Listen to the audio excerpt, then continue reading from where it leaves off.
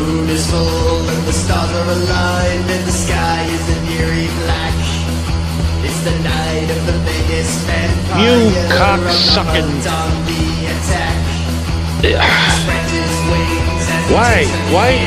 Why you mess with me?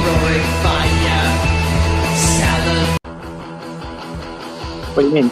It's playing the song. Oh. It's not playing at my end. Oh. Let's play it again now. Once more. He's an eerie black. The Vegas vampire in the hunt on the attack. And earthquakes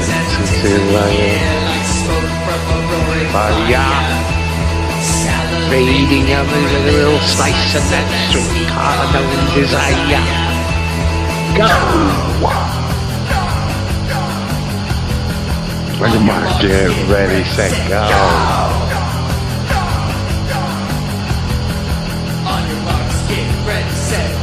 This is your William Shatner interpretation of this song.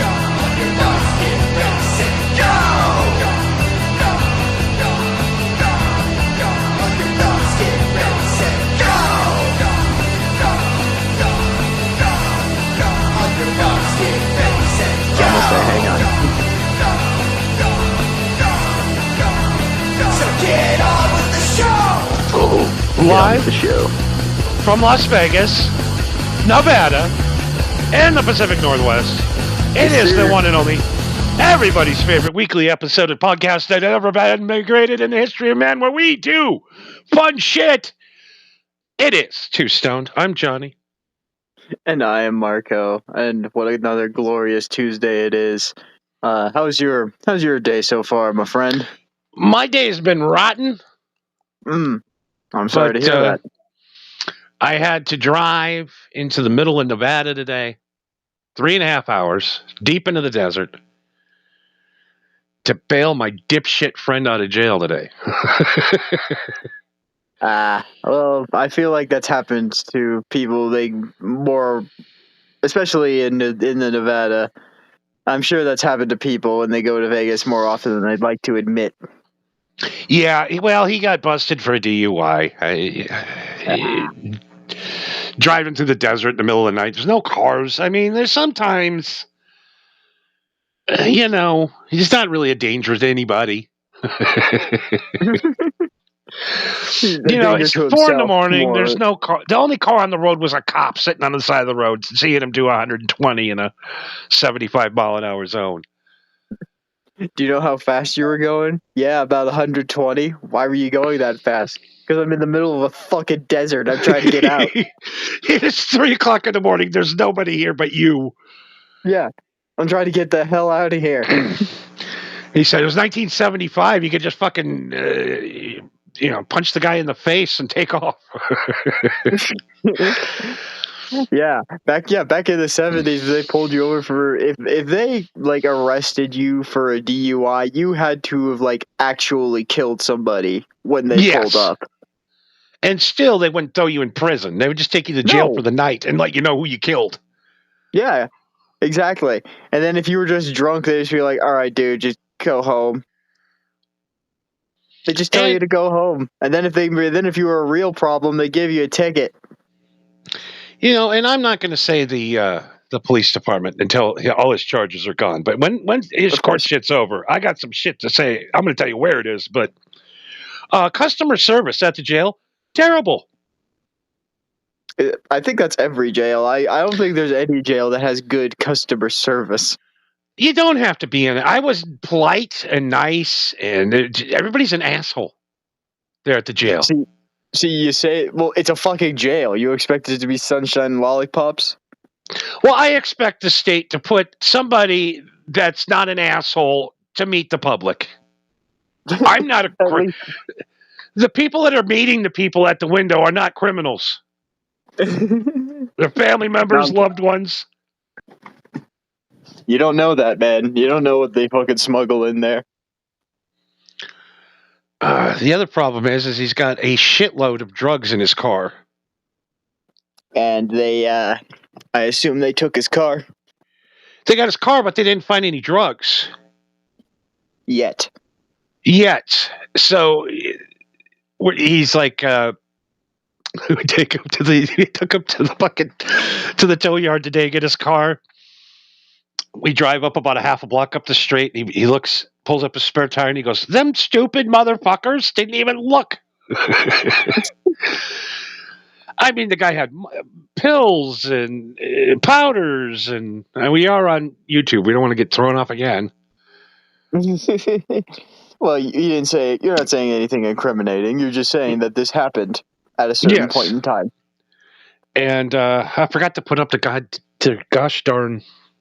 We'll do it next week. It's the thing where it says this is educational purposes only. I tried. So yeah, we go there. $2,500 to get your get car? a guy.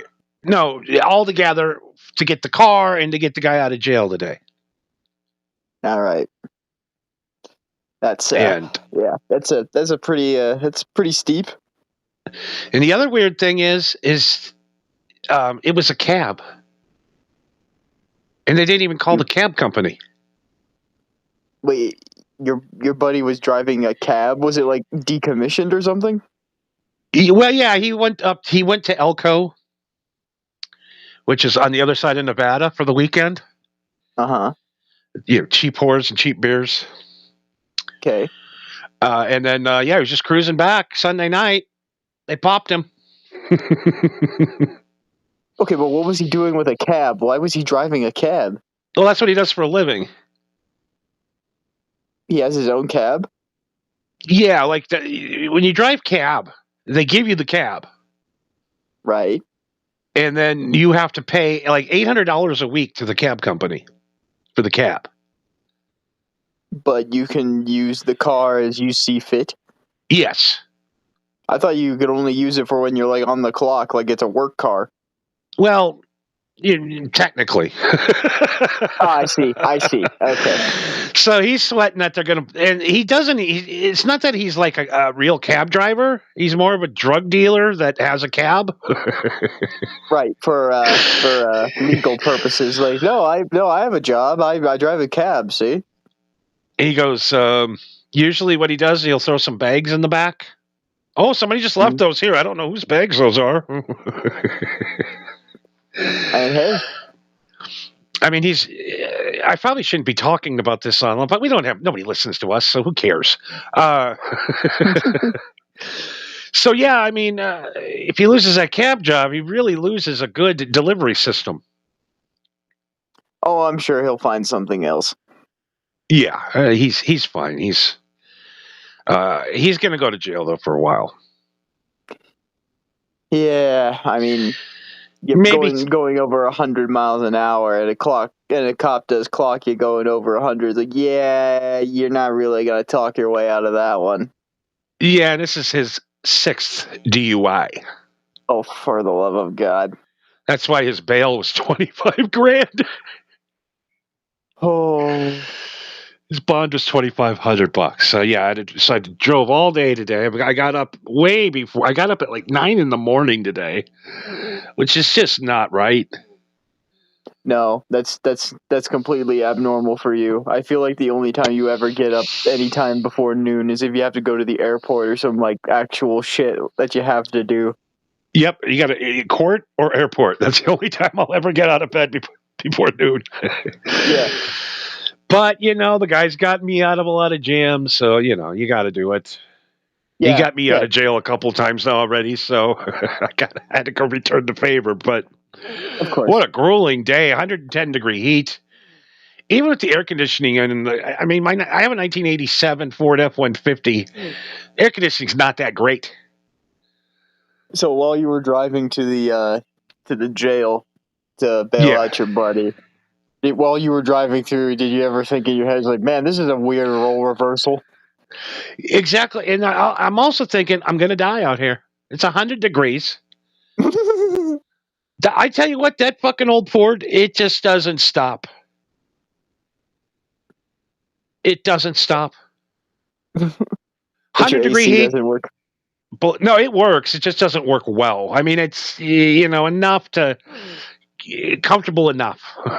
Next time I'm Right. renting a car, a new one, and going. If I'm going on that long 3-hour car drive. Ugh. But anyways, that's enough for me today. I burnt out. A lot of driving, and I'm like, oh man, I'm so tired. I'm gonna go to bed. Oh man, as soon as I get back, oh, I'm just gonna be so tired. Then I smoked a couple of joints and popped an edible, and I'm like, man, I feel all right. Let's go. I don't need a nap today. Take one tomorrow. I'll take one after I hit this record button.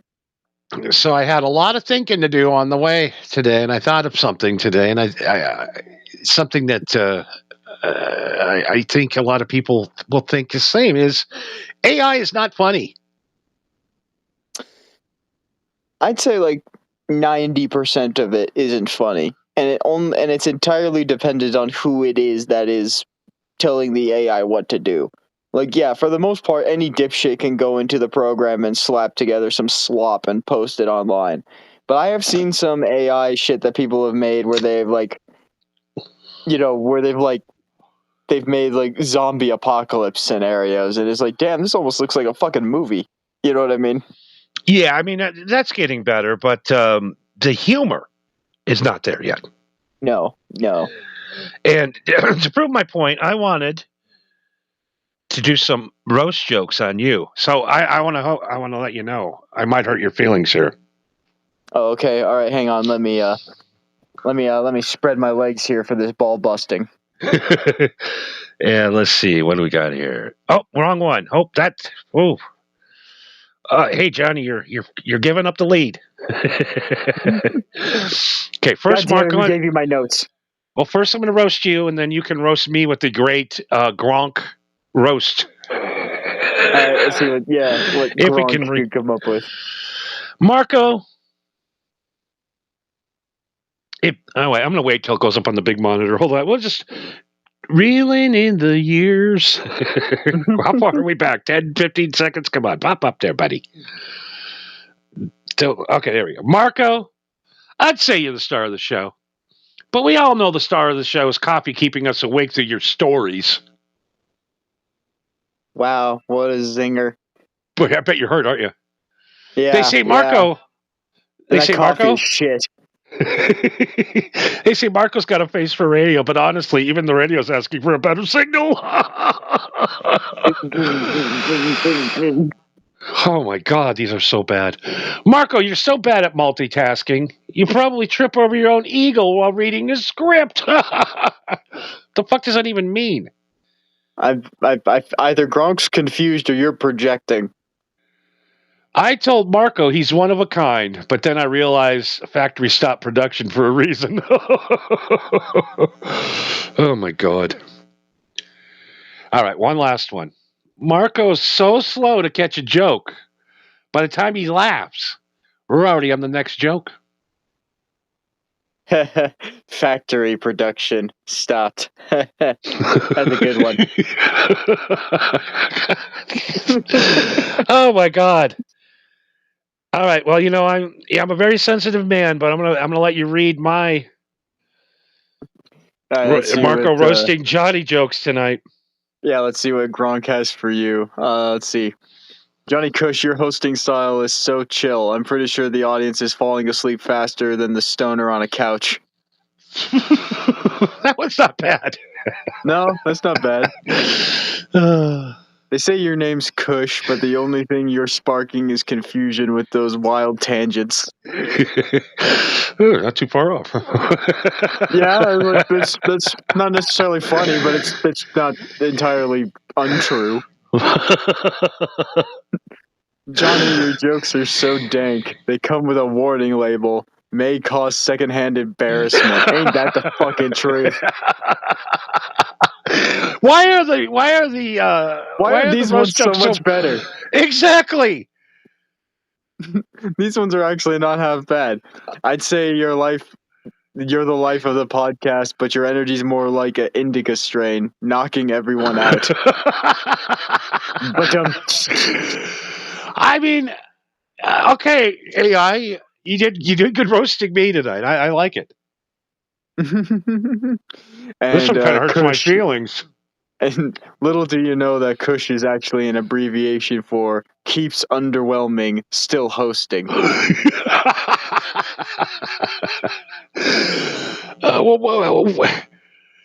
one dug a little deep. Yeah, a couple of these are like, damn, this guy actually did some of his research. Even fucking Gronk likes you better than me. The AI version likes you better than me. So when Skynet takes over, it's good to know that I might be spared. Oh boy, that just cuts to the core. There you go. There's some Grok roast jokes for you. Thank you, AI. I'm gonna go cry after this. I'm sad. I didn't even read them. I just threw them up. You didn't even proofread them? No.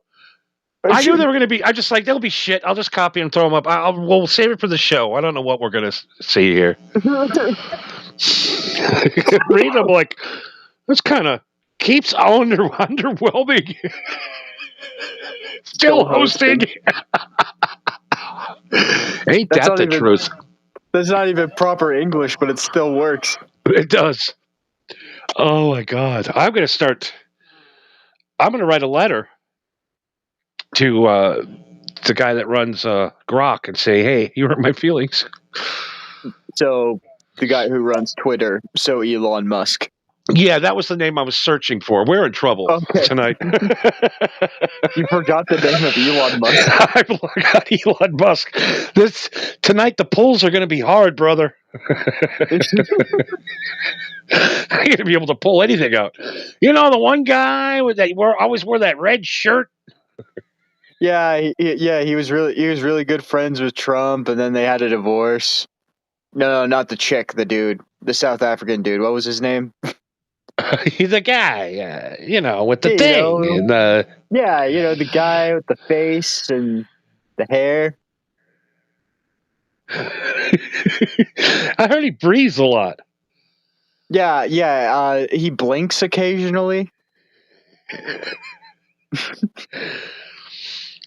Oh my God! So something I have really never got into, but now I'm completely into him because he smokes pot with Wiz Khalifa.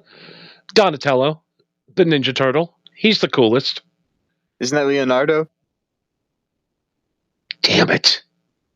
I didn't know what the fuck that was, and I gave it a 25% chance of being right, and I was fucking wrong. You had a 1 in 4 chance, and you still got it wrong. I took a fucking stab.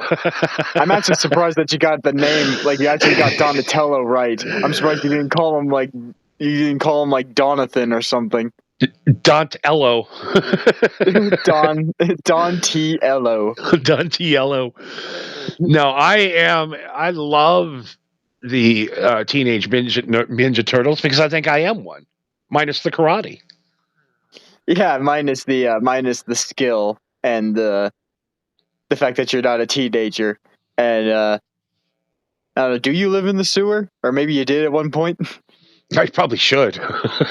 It sounds like the route you're going down at this rate. Yeah, fucking hanging out with fucking drunks and weirdos. Oh God. So yeah, I mean, Ninja Turtles, I think coolest creation ever. I don't know, pizza, karate, teenagers. What else is better in life? Yeah, the Teenage Mutant Ninja Turtles is one of those weird things that somehow managed to break through to past generations. Like, there's a lot of shit, like, I'm trying to think, like, in the 80s, there was shit like G.I. Joe, where it was a cartoon that was meant to sell toys. Yep. But then there was the Teenage Mutant Ninja Turtles, where they were just like, yeah, it's a comic book, but if we make it cute and make it fun for kids, well then, yeah, we might be able to make some money out of it. Only for it to turn out that not only did my dad grow up watching the Teenage Mutant Ninja Turtles, I did, my cousins did, and chances are their kids will. Yeah, everyone did. it's one of those. It's just one of those things like Scooby Doo, where like looking back, you're just like, I don't think anybody expected that this would be at the level that it is now. Yeah, I mean, Scooby Doo now is straight up garbage. Well, yeah, it's pretty much just a cookie cutter formula at this point. It's a fucking Scooby Doo show. I like to go back and watch the original Scooby Doo's, and you can actually hear the actors smoking the pot doing the voiceovers. Casey Kasem, and I'm trying to think who else was involved with Scooby Doo back in the day. But yeah, like today, kids still like Scooby Doo because he's a cool guy. Yeah, it's weirdly enough, it's just an extremely likable character that everybody seems to enjoy. Same thing with the Ninja Turtles. I'm trying to think what else is last. Oh, Barbie's lasted, definitely. Oh, well, yeah, that's for sure, but that's a given. Barbie's been around since the 50s. Yeah, but I mean, there's been like 6,000 other dolls. Name one other one. You know what I mean? That's been the one. Right. Still to this day, which is wild. They know what they're doing, evidently. Yeah, you wouldn't think like a rival toy company came up with a better woman. They keep trying, but they've never done it. I bet you Barbie's still the bitch. Like, I bet you whenever someone comes out with a new doll and it's just like, yeah, we have this outfit for it and this playhouse and like all of this shit. Barbie just swings by and takes a look at it and goes, that's a neat and clever idea. Here's $1 million to say it's our idea. And then they just slap Barbie on it. It's crazy how Barbie has lasted. The Ninja Turtles. I'm trying to think who else are the original, like 50-year-old cartoon characters, basically, or toys. Yeah, Transformers. I'm surprised the Transformers has lived as long as it did. Yeah, Transformers. It kind of went away from being just toys to just like they didn't sell a lot of toys with the movies. I don't think, did they? With the movies, no, but with like the TV show and the animated movies that they did in like the 90s, yeah, that I think it sold pretty well. It's the weirdest product. It started out as merch, as toys. Yeah. And then came into a movie that didn't have a lot of toys connected to it later on, which was weird. It's like the exact opposite of everything. But that's why they're still around. Yeah. Well, I do remember that they did make toys for the newer Michael Bay Transformers movies, but they were like the actual fancy schmancy transforming toys that were like $250 at Walmart or some shit, you know. Yeah, I missed out on the whole. I was too old. I was too young. I missed out on the whole Transformers phase because guys like your dad's age, like they had like all of the Transformers. Yeah, my dad loved Transformers. He also really, really fucking liked Voltron. You remember Voltron? No, what the fuck's a Voltron?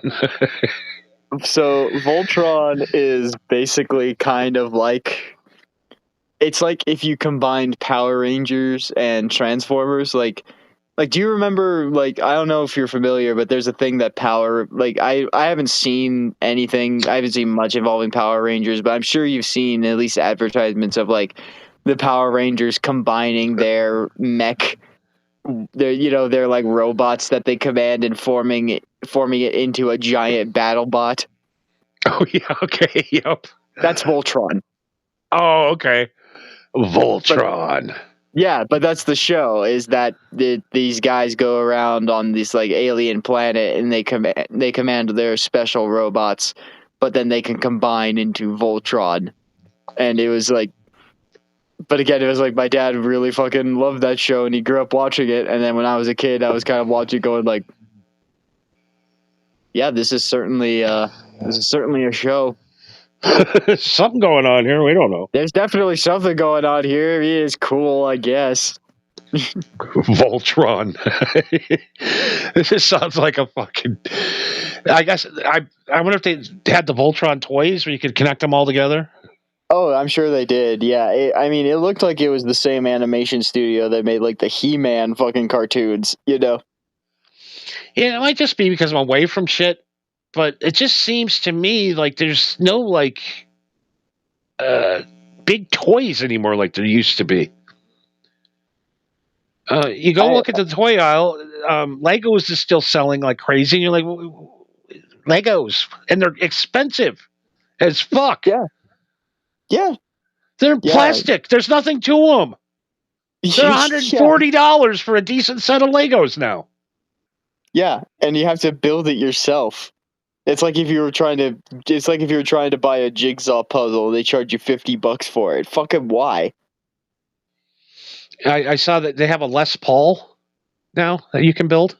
A Lego Les Paul. Yeah, and I'm like, I would never get it together. It would sit in that box, or I'd start one day, work on it for about 20 minutes, and go, I ain't fucking doing this. There's $430 down the drain. I was really into Lego when I was a kid. Me and my brother would build shit with Lego all the time. We even played the Lego video games. I'm trying to remember. I grew up poor, so we got the fucking dollar store Legos. I can't remember the name of them. Snaps, I think they were called. Oh yeah, those ones that were like brittle as fuck. And then they had to put like extra shit on there so they wouldn't get sued by Legos, and they would always fall apart. They were just complete shit, and they would never fit. Yeah, but it had that good shit on it because you licked it and it tasted sweet. Yeah, that's where I got all my lead from. I got the lead out. That's where we get the lead out. Yeah, on my tongue. But it just isn't. Things are so much different now because back in the day, somebody would come out with a movie, and I do the McDonald's thing once in a while, but like, there's never going to be another Star Wars. I don't think. No, they literally tried to do another Star Wars, and it flopped. And I see all the Star Wars toys now, always on the discount rack, wherever you go. Yeah. Nobody wants that shit. Kids don't want toys anymore like that. No, and even the fucking super nerds that love that shit, they don't want the new toys. They want the old toys. It's like there's no prizes for the kids anymore. There's just they don't put anything inside the cereal boxes anymore. No. But we have Kinder eggs. Ugh, lame. I've never had one, and I doubt that I ever will, because I get the premise of it, but I'm just like, I don't know if having a plastic toy in your caramel chocolate egg is a good idea. I mean, unless you don't give a shit about microplastics or lead poisoning, something to that effect. But okay. Yeah, we still can't get a real Kinder egg in America. They wrap them weird and shit. It's we want choking hazards for our children. Yeah, how are we supposed to get rid of all the stupid ones? Yeah, get rid of these fucking kids that don't know how to swallow.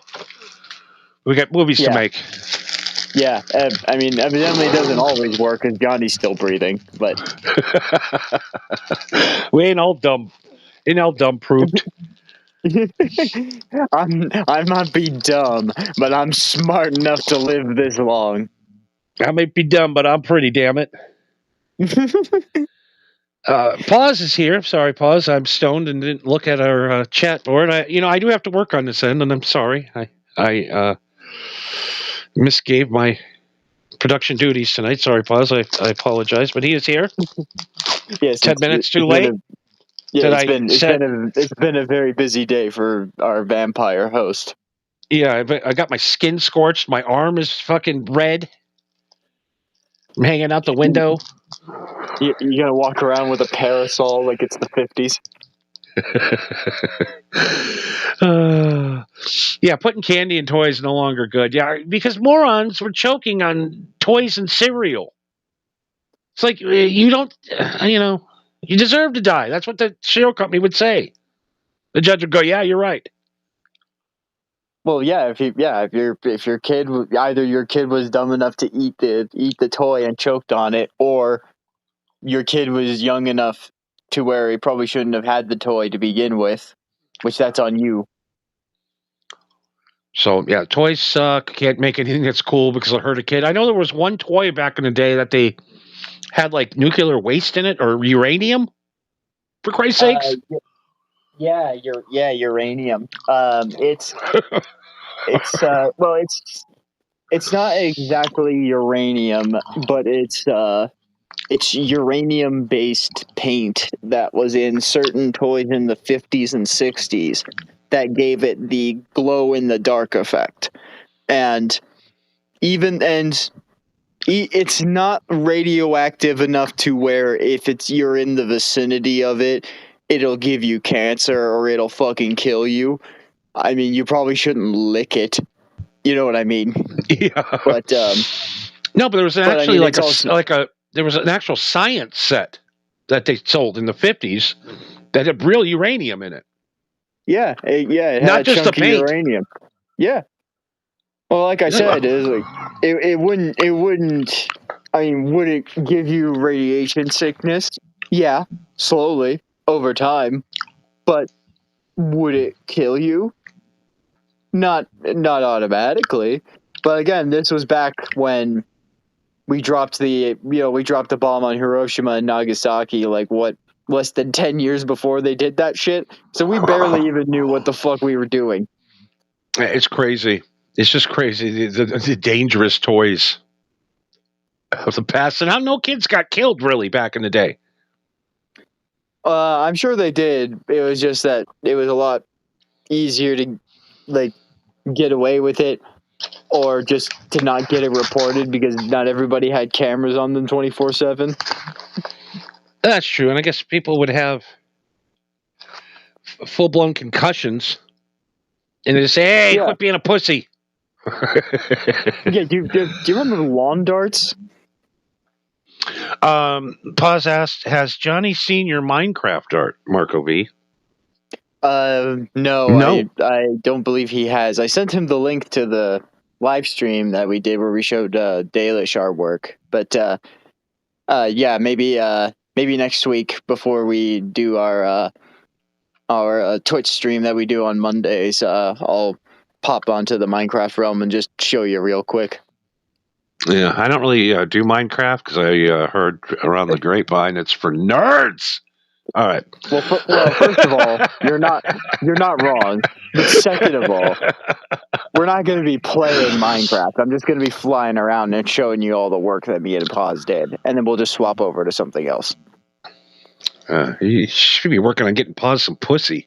Anyways, the motherfucker's all the way across the other side of the country. What do you expect me to do? I don't know. Maybe I don't know. Maybe not waste his time playing stupid games. No, I'm really kidding. Ladies dig Minecraft, man. You don't know. I love old guys who hate video games. Those are my favorite guys of all time. Like them 80-year-olds. What are you doing? All he does is sit around and play them goddamn games all day. Yeah, that was my granddad. And meanwhile, you're wasting your brain. All he did was just sit around and watch TV. But he would bitch about us playing video games all the time. Exactly. At least my mind is working. Yeah, at least I'm doing like hand-eye coordination and I'm learning like math and science and shit from playing like games like Mass Effect. You know what I mean? Like I'm actually learning something from some of these games. A lot of them are mindless and stupid. I'm not going to deny that. But some video games actually do have some merit to them. Yeah, that's not really. It was more of a movie than a video game. Honestly, I'd rather watch that than the new Van Damme movie. For fuck's sake. Actually, I did hear that Amazon may be in the works of trying to make a Mass Effect series. Oh, that would be cool. Yeah, maybe. It's something that has been in the rumor mill for a long time, ever since the original trilogy first came out. But it was originally signed on, like the contract that they had was originally signed on with Warner Brothers. And the only thing that we had from it was like, oh, Warner Brothers signed the deal for a Mass Effect movie. And then we just sat there waiting for years and years and years. And Warner Brothers was just like, so what are we going to do with the Mass Effect movie? And they're like, the what? Oh, yeah, fuck it. Yeah, I'm trying to remember that science fiction show that was on in the early 2000s that was really like that. I ain't pulling that. It was a sci-fi western is really good. Where they just kind of went through the galaxy and fought or like mercenaries and shit. Whatever. We'll find it later. You're either thinking of Firefly or Stargate. I don't remember. Firefly. Yep, Firefly. That's what I'm thinking of. Firefly was a great show, and I hate sci-fi, but that show was on point.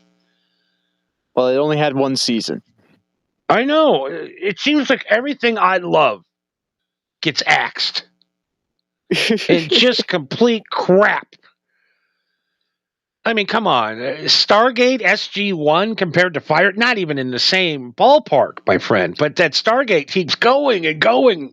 Who's watching this shit? Also, you want to hear some crazy shit about the original Stargate? Stargate. So, the writer and director of the original Stargate series is actually a hardcore Mormon. And really? Yes, and if you know your Mormon mythology, and you know about like the Book of Mormon, the Book of Enoch, and shit like that, then you will realize that various episodes of Stargate are just sci-fi retellings of stories from the Book of Mormon. That makes sense. Yep. Pause says, I wish for real, for sure, some pussycats. He likes them cats. Who doesn't? Stargate. But yeah, Stargate is sort of a form of Mormon propaganda.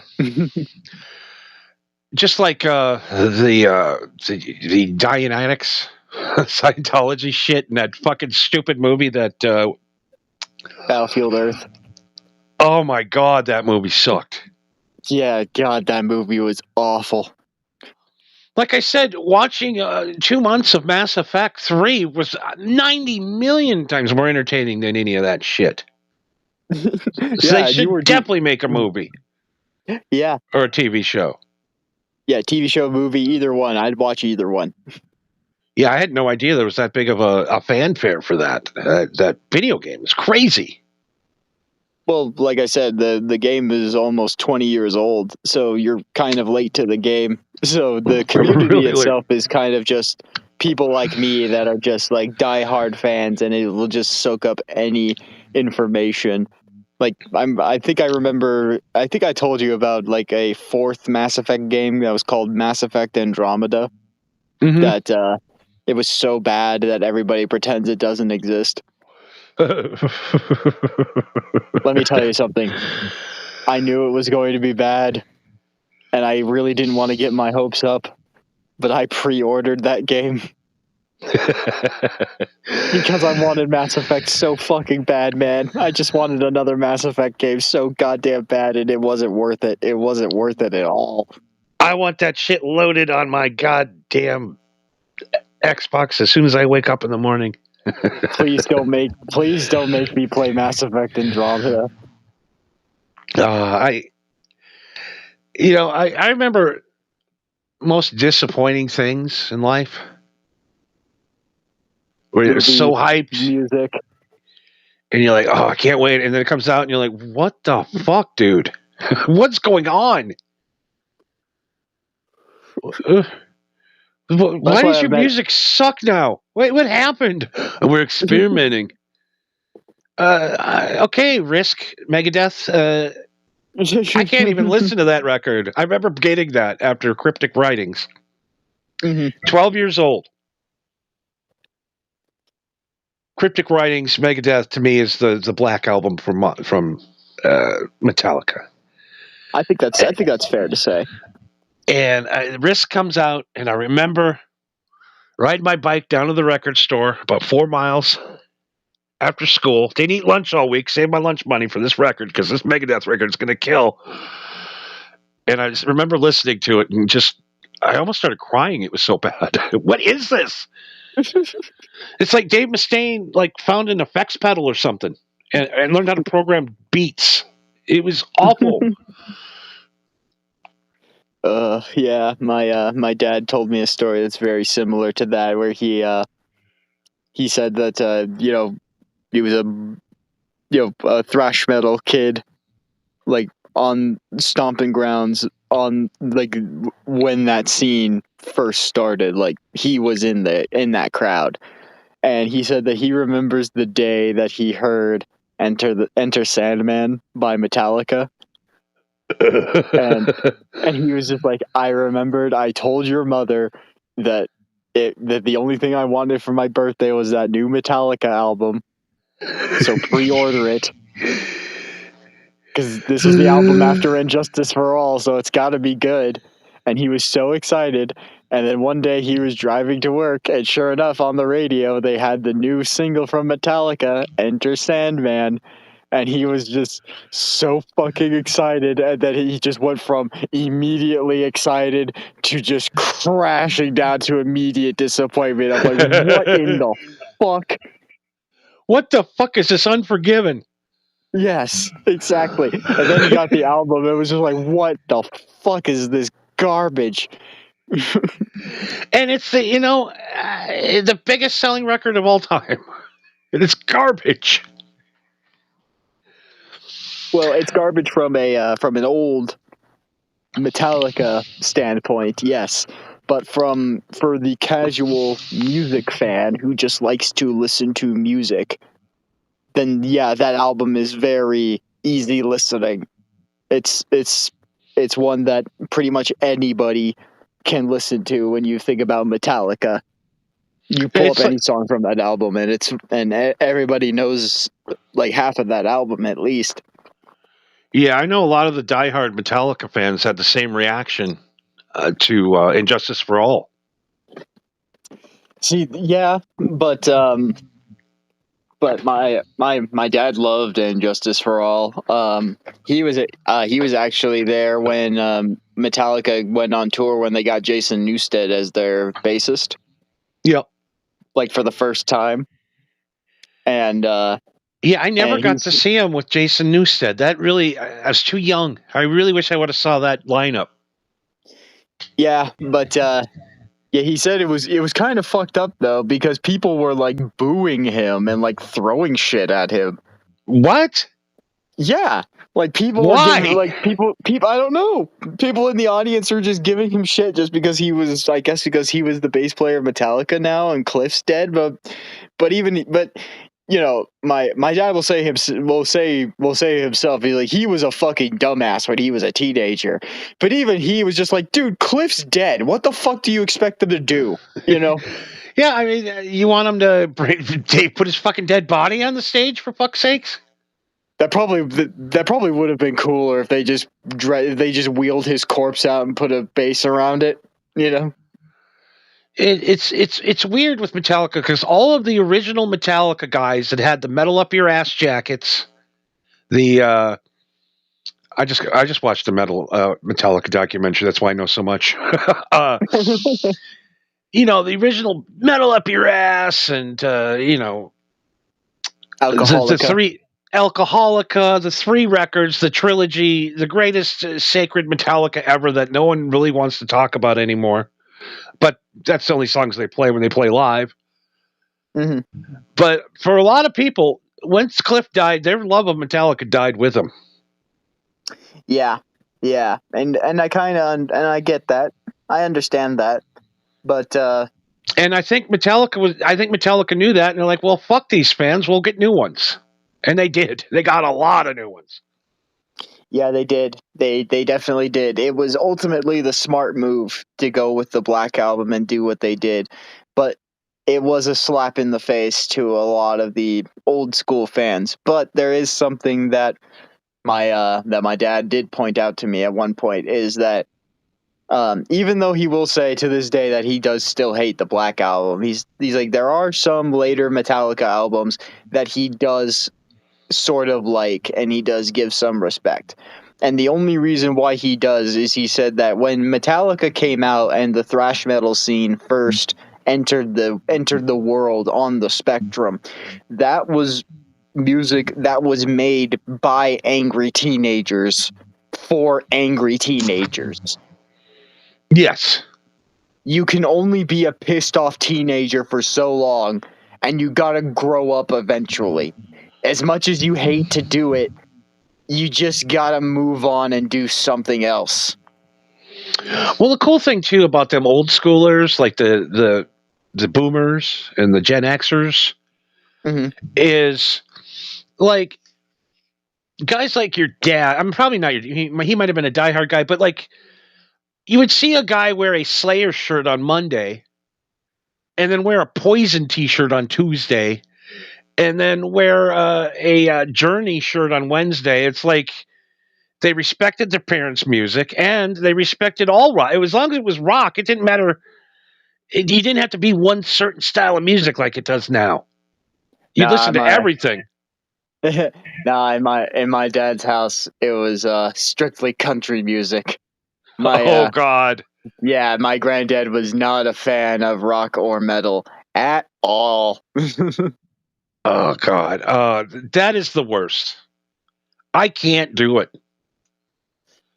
It depends on it depends on the musician, but yeah, overall, yeah. Literally, if a woman is into country music like big time, I can't date her. I can't listen to that shit. I can't do it. It irritates me. The music actually gives me anxiety. Gives you anxiety. It's so bad and so just unoriginal. It's just 300 people writing songs for 8 artists. Yeah, It's I just the remember. whole thing is just phony and bullshit with their stupid fake cowboy hats. Oh, there we go. Let's fucking piss off another sector of our audience so they'll never listen again. Yeah, it's there was a thing I saw that couldn't be any more true though, as a modern country when it's sung by a male singer, and it's like, yeah, it's a song about my dog and my pickup truck and going fishing and hunting and all that good shit. Is a modern country when it's sung by a female. This is a ballad about how I killed my husband in his sleep. Yup.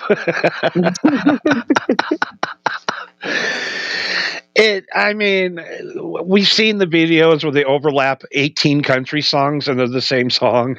Yes. It is a bunch of, how do I describe, Pro Tool warriors who can throw a song together in a minute and a half.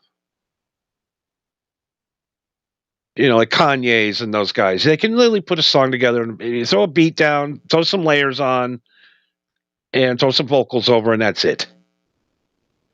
There's no there's no yelling at the drummer because he's too slow or fast in parts, or it's just overlap. I think they use the same track sometimes. Oh yeah, I'm sure. Well, it's all made by the same fucking people. And yeah, country music nowadays has just become pop music or rap music or whatever you want to call it, but it just has a country twang to it now. And oh wait, there's a fiddle. There's a fiddle in there. And when I've told everybody, they're like, hair metal died. I said, because of Nirvana. No. Hair metal died because of Garth Brooks. Garth Brooks killed hair metal, not Nirvana. Okay, regale me on how Garth Brooks killed hair metal. I got to hear this. So the only reason hair metal sold so many fucking copies was basically country western songs on metal records without fiddles. The ballads is a country song. Literally, it's mellow. You can hear the vocals, and they're talking about love or killing. And then all the metal bands said stop doing ballads. And then Garth Brooks came out in 1992 and sold 40 million records. Yeah. And then all of that crowd that was watching the hair metal didn't go watch Nirvana shows. They're going to hang out with them scumbuckets. They went over to the country western side, and they've been there ever since. And if you go to a country western show, it is insane. I mean, the amount of women at a country show is sick. I know. It's insane to me, but It also kind of makes sense because for the most part, from what I can gather, with some exceptions, of course, but for the most part, when I talk with women about their music taste, and it's either whether I know it or not, and I have to look it up if I don't know it, for the most part, when I listen to it, I'm just like, wow, this is the most basic shit I've ever heard in my life. Yeah, they don't know anything about music. I mean, that's the thing, man. As I'm a very opinionated guy when it comes to music, but you gotta understand that music is art, and art is subjective. And if it makes you feel something, great. Just because I don't feel it or I don't think it's all that great doesn't mean that it doesn't. It doesn't mean that you shouldn't have a connection with it either. That being said, your taste in music is shit, and your opinion is wrong. It is, and there's no greater feeling than showing somebody some music and they go, "Oh, wow. Okay. That's in my rotation now. Thanks for showing me that." That happens 1 out of 1,000 times. Yeah. And you think to yourself, you're like, because these songs mean so much to you personally, that why Mhm. doesn't it mean that much to everyone else? It Yeah. drives you crazy. But and it's also the role reversal of that where I can show someone like I could play something by like Steve Vai or Jason Becker or like one of these fucking guitar gods where I'm just like, listen to this shit, and I could see people just go like, yeah, okay, that's pretty good. I'm like, what? It's literally damn near impossible. What the fuck do you mean it's good? You know? I know. And then people talk about like who's the greatest guitar player ever, and a guy will go Les Paul, and they're like, "What?" And then you put a Look, clip of him on, and you're like, "Wow, that's just a yeah, guitar and an amplifier, no effects, nothing." Les Paul, the Les Paul. Yeah, he actually knew how to play. That dude was actually nuts. And everybody to this day still plays his fucking guitar, which is crazy. Yeah, All of Les. the innovation, all of the every time I go in the Guitar Center and play guitars, every time I play them fucking $4,000 Les Pauls, it's like I can play. It's like I know what I'm doing. Yep. Yeah, I don't remember if I've brought this up on the show before, but when Les Paul died, his personal Les Paul guitar was sold at an auction. So this isn't a Les Paul that you can get at like a guitar store. This is a Les Paul guitar that Les Paul made for himself. The one where he like actually made the pickups from scratch. Yeah. Yeah. He didn't throw like DiMarzio's in. No, he made the pickups. Yes. Like, yeah, this is the perfect guitar that he made for himself. And it's sold at auction for like almost $1 million. I wonder if Irsay owns that or owned it. My money's on Roger Waters. Or Jim David Gilmour. Irsay owns every major guitar ever made, from Gilmour's Strat. Mm-hmm. He's got Jimi Hendrix's. I mean, every high end Paul McCartney shit he owned, and he just died. What happens to all that stuff? I wonder. I mean, I imagine it probably just goes to his next of kin. I wonder if like the grandkids just come in and just grab Kurt Cobain's guitar and start throwing it around, like a $4 million guitar. Yeah, just playing around with it. If I was him, I would make like Chinese duplicate knockoffs and just give them to my family members. Just be like, yes, this was Kurt Cobain's guitar. Yeah, that would be like the ultimate experience, just to hang out in that guy's office. Right? What do you do? I own a football team, and I collect vintage guitars. Yeah, I collect vintage, one of a kind guitars. I've never seen a guy that can afford an expensive guitar that can actually play it, though. I mean, Les Paul. Yeah, I mean, I'm trying to think what other. The green E guitar that Kirk Hammett bought for $4 million, I think, was most expensive ever. Obviously, you didn't do much with it. And he still plays it live. Good for him, I guess. I wouldn't bring a $4 million guitar on tour, but I mean, if you're in Metallica, you have top line security, so I don't think you got to worry about that. you never know. Yeah, you think about that with Heart too, and they just had all their instruments stolen. Heart isn't Metallica. That's true. Yeah, Metallica's literally playing football stadiums for 2 nights. Yes, but yeah, Metallica has reached a level of fame that is unlike any other music group that, within the past 50 years. They're still the biggest band to ever exist. Metallica to me is kind of like Led Zeppelin, where I'm not a real big fan, but every once in a while a song hits me at the right time, and you're like, "Fuck yeah!" You know what I mean? It's like I'm not sitting there going through the Metallica catalog every night, being a Metallica fan, but every once in a while, Metallica song will hit you right, like Master of Puppets in the car, on a drive. But yeah, I like the first 3 Metallica records, and I don't like anything else after that. I'm one of them guys. And that's fair. That's fair. And I'm a guy who hated bands when they started and love them now. So I'm a weird guy. So don't Actually, take my musical taste for granted. There's one thing I saw that I'll see if I could find it and send it to you. Maybe you could do a show on Rumble on it. But there was a guy who digitally re-edited "Sent Anger" by Metallica so that the drums still sounded. Was that a goof? No, I know what. Listen, I know what Lars did. So a snare drum, it has the squiggly metal chain bit that goes under the snare. And yes. So there's a thing on a snare drum where you pull a lever down and it moves those chainy bits off of the snare. So when you hit it, it makes it sound more like a tom than it does a snare.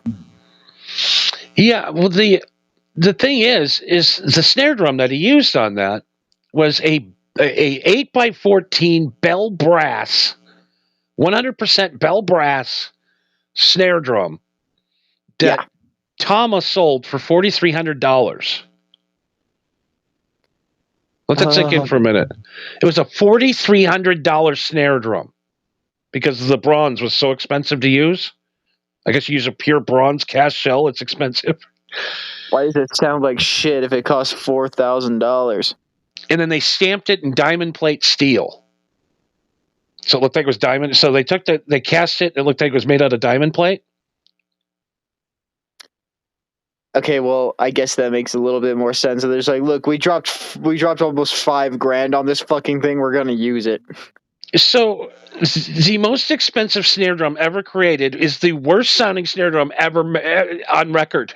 That thing sounded so bad, like you said. They didn't use a snare on it, and it was and when you listen to those snare drums, if you actually get a chance to hit them, like if you tap it like normal, like a regular snare drum, it's 5 times louder. It is so loud, it will literally bust your eardrums out. Yeah. So the most expensive snare drum, the biggest, that record was horrible. Yeah. That the documentary was better than the record. Yeah. The documentary on the album was literally better than the fucking album.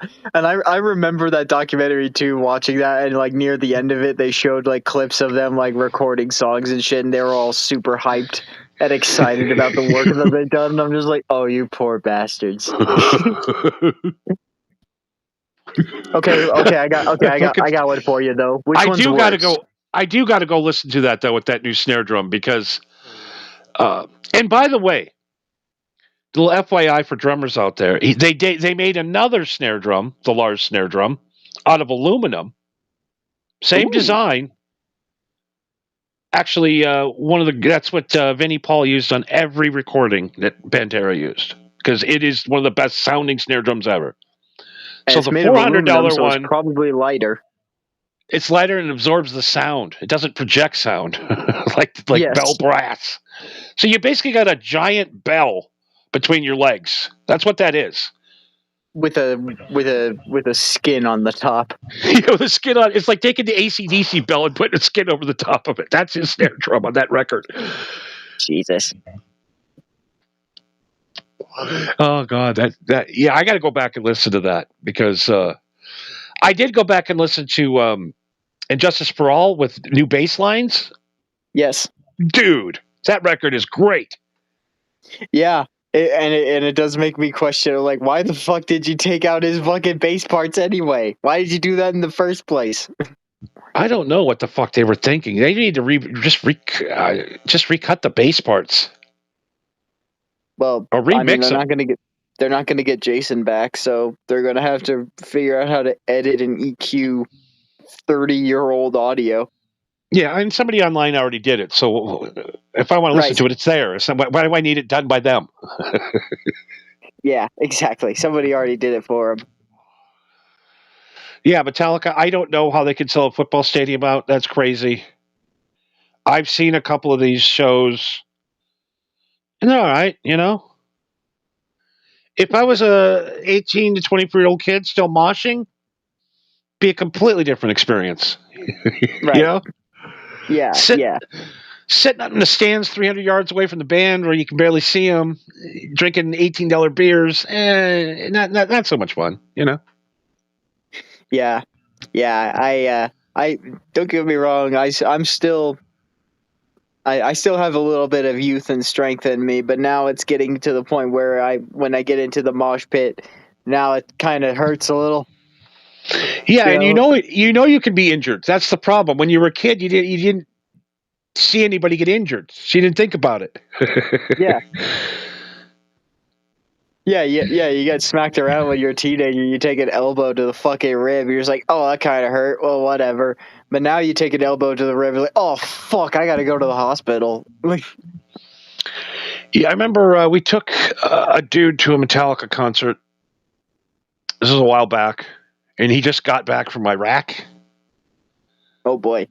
And he was just marined, just don't fuck with that guy, right? Right. I'm always best friends with don't fuck with that guy. Probably a good idea. I always look for the guy you don't want to fuck with. I'm like, hey, what's up, brother? Can we be friends? And then, so we took him there, and then the pit started up. Right. And he's like, what the fuck's going on, man? Some kind of problem? Do I need to step in? I'm just like, dude, it's a mosh pit. Relax, dude. This is what happens at a metal show. So he's standing just watching it. You can see him getting redder and redder and more angry. And some dude they flung him out of the pit and hit his fucking beer, his $18 beer, fell on the floor. That motherfucker lost his mind like he was in fucking Fallujah and just started knocking motherfuckers out. I think we counted 12 dudes that hit the ground before like 8 security guards jumped on him. And he literally did that thing like in wrestling where they have like the big giant in the middle and all the wrestlers try to grab him. And they just flings his arms up and they all go flying. Yeah, they try to dogpile him and it doesn't work. They literally had to tase him. Didn't tase him. They hit him over the back of the head with a fucking nightstick, cuffed him up, and took him to the psych ward. I mean, sounds like he needed it. Major PTSD. You don't say. Yeah, I don't know whatever happened to that guy. I imagine he's probably still in the psych ward. Let's hope so. But literally, he just started beating the shit out of dudes. And that was, I'm never sitting on the floor for a metal concert ever again after seeing that. Because he was just punching guys that were standing there. They weren't even fucking with him. He just lost it. And I'm like, if we're sending guys like this overseas, we're in good shape. we're in really good shape. We're either sending people that are like that, or we're training people to become that. So, we got a problem right now. Big problem. What's that? We got some guy talking shit. Like, big shit. Like, end of the world shit. Let me pop it up here real quick. This fucking weirdo, fucking ZZ Top guy from Iran. Iran Top. What's he, a mullah? Is that what they call him? A mullah Ayatollah. rouge? Ayatollah. He's the Ayatollah of rock and roller. Mm-hmm. So he claims tonight a great surprise will occur. One that the world remember for centuries. What? That you look like a fucking weird David Letterman? Is that not David Letterman, by the way, with his new beard? He does look like David Letterman. What if it was David Letterman running Iran all this time? That's why he had to retire. He couldn't keep up the facade anymore. So this guy talks a lot of shit. Well, yeah, he's a politician. He's literally, they're done. They're fucked. So he said that earlier today. Did you know what happened just 2 hours ago? To his little town? Yeah. They got paid a visit from ballistic missiles. No, they got fighter jetted. So I was half right. This is crazy. I mean, was he wrong?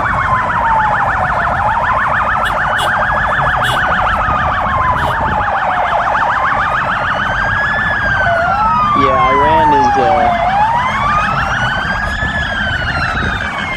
Iran's looking pretty good.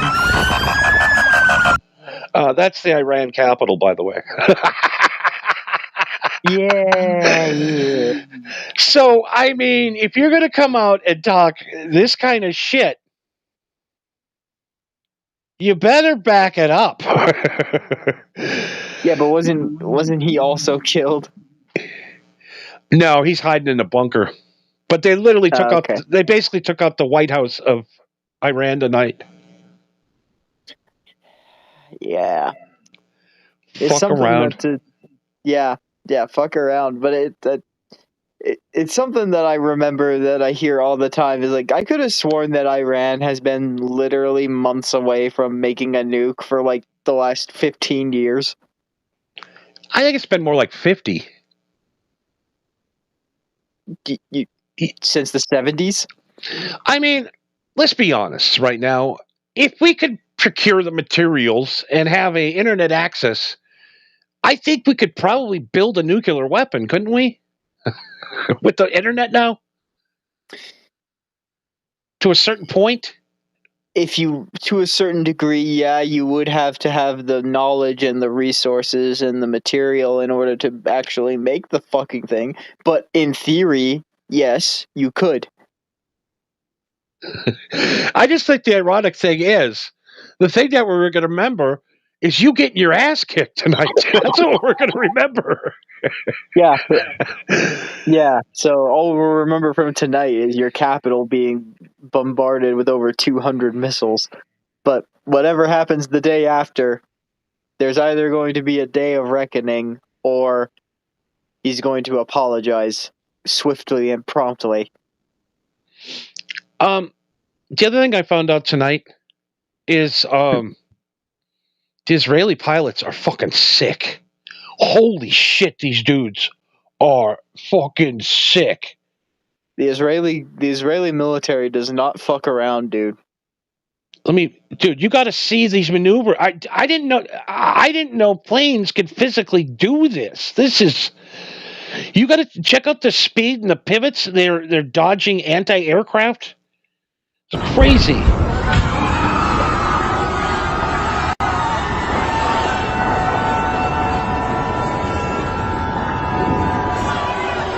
They're doing fucking spinaroonies. moving at speeds I've never seen, going straight up like that. Is that insane? I mean, yeah, that is crazy, but you do know that we've had a plane that was able to break the sound barrier for like the last 50 years. I know. I've never seen one in action like that before. That's crazy. The maneuvers they were doing, Yeah, and the yeah. speed, Well, and dodging all those missiles coming right towards the plane. Like, I mean, he might be almost as good as our pilot on the Normandy. Old Joker, squeaky legs, Joker. brittle bones, Joker. Holy shit, dude! You can't even pull maneuvers like that on video games. Actually, you know what, dude? I'm more than willing to bet that was a fucking video game. I couldn't really confirm it just from that, but I was like, that might have been footage from like recorded from a video game. I might be wrong, but there's some pretty realistic video games out there. Like, there's one that I've seen people use before with like, there's War Thunder and World of Tanks.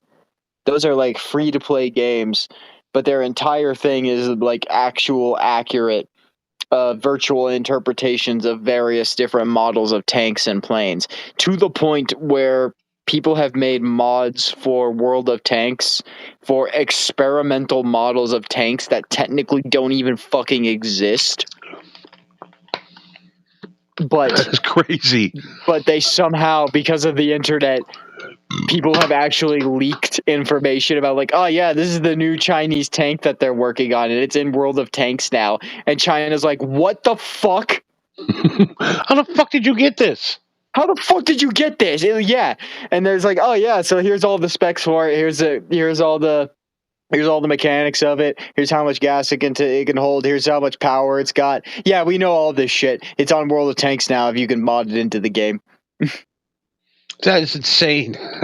And there are literally people that are like in the fucking like the Ukraine and Russia thing. I've seen so many people that have said when they got interviewed by war journalists, or they're just like, oh yeah, I got really good at driving tanks because I played World of Tanks before this shit happened.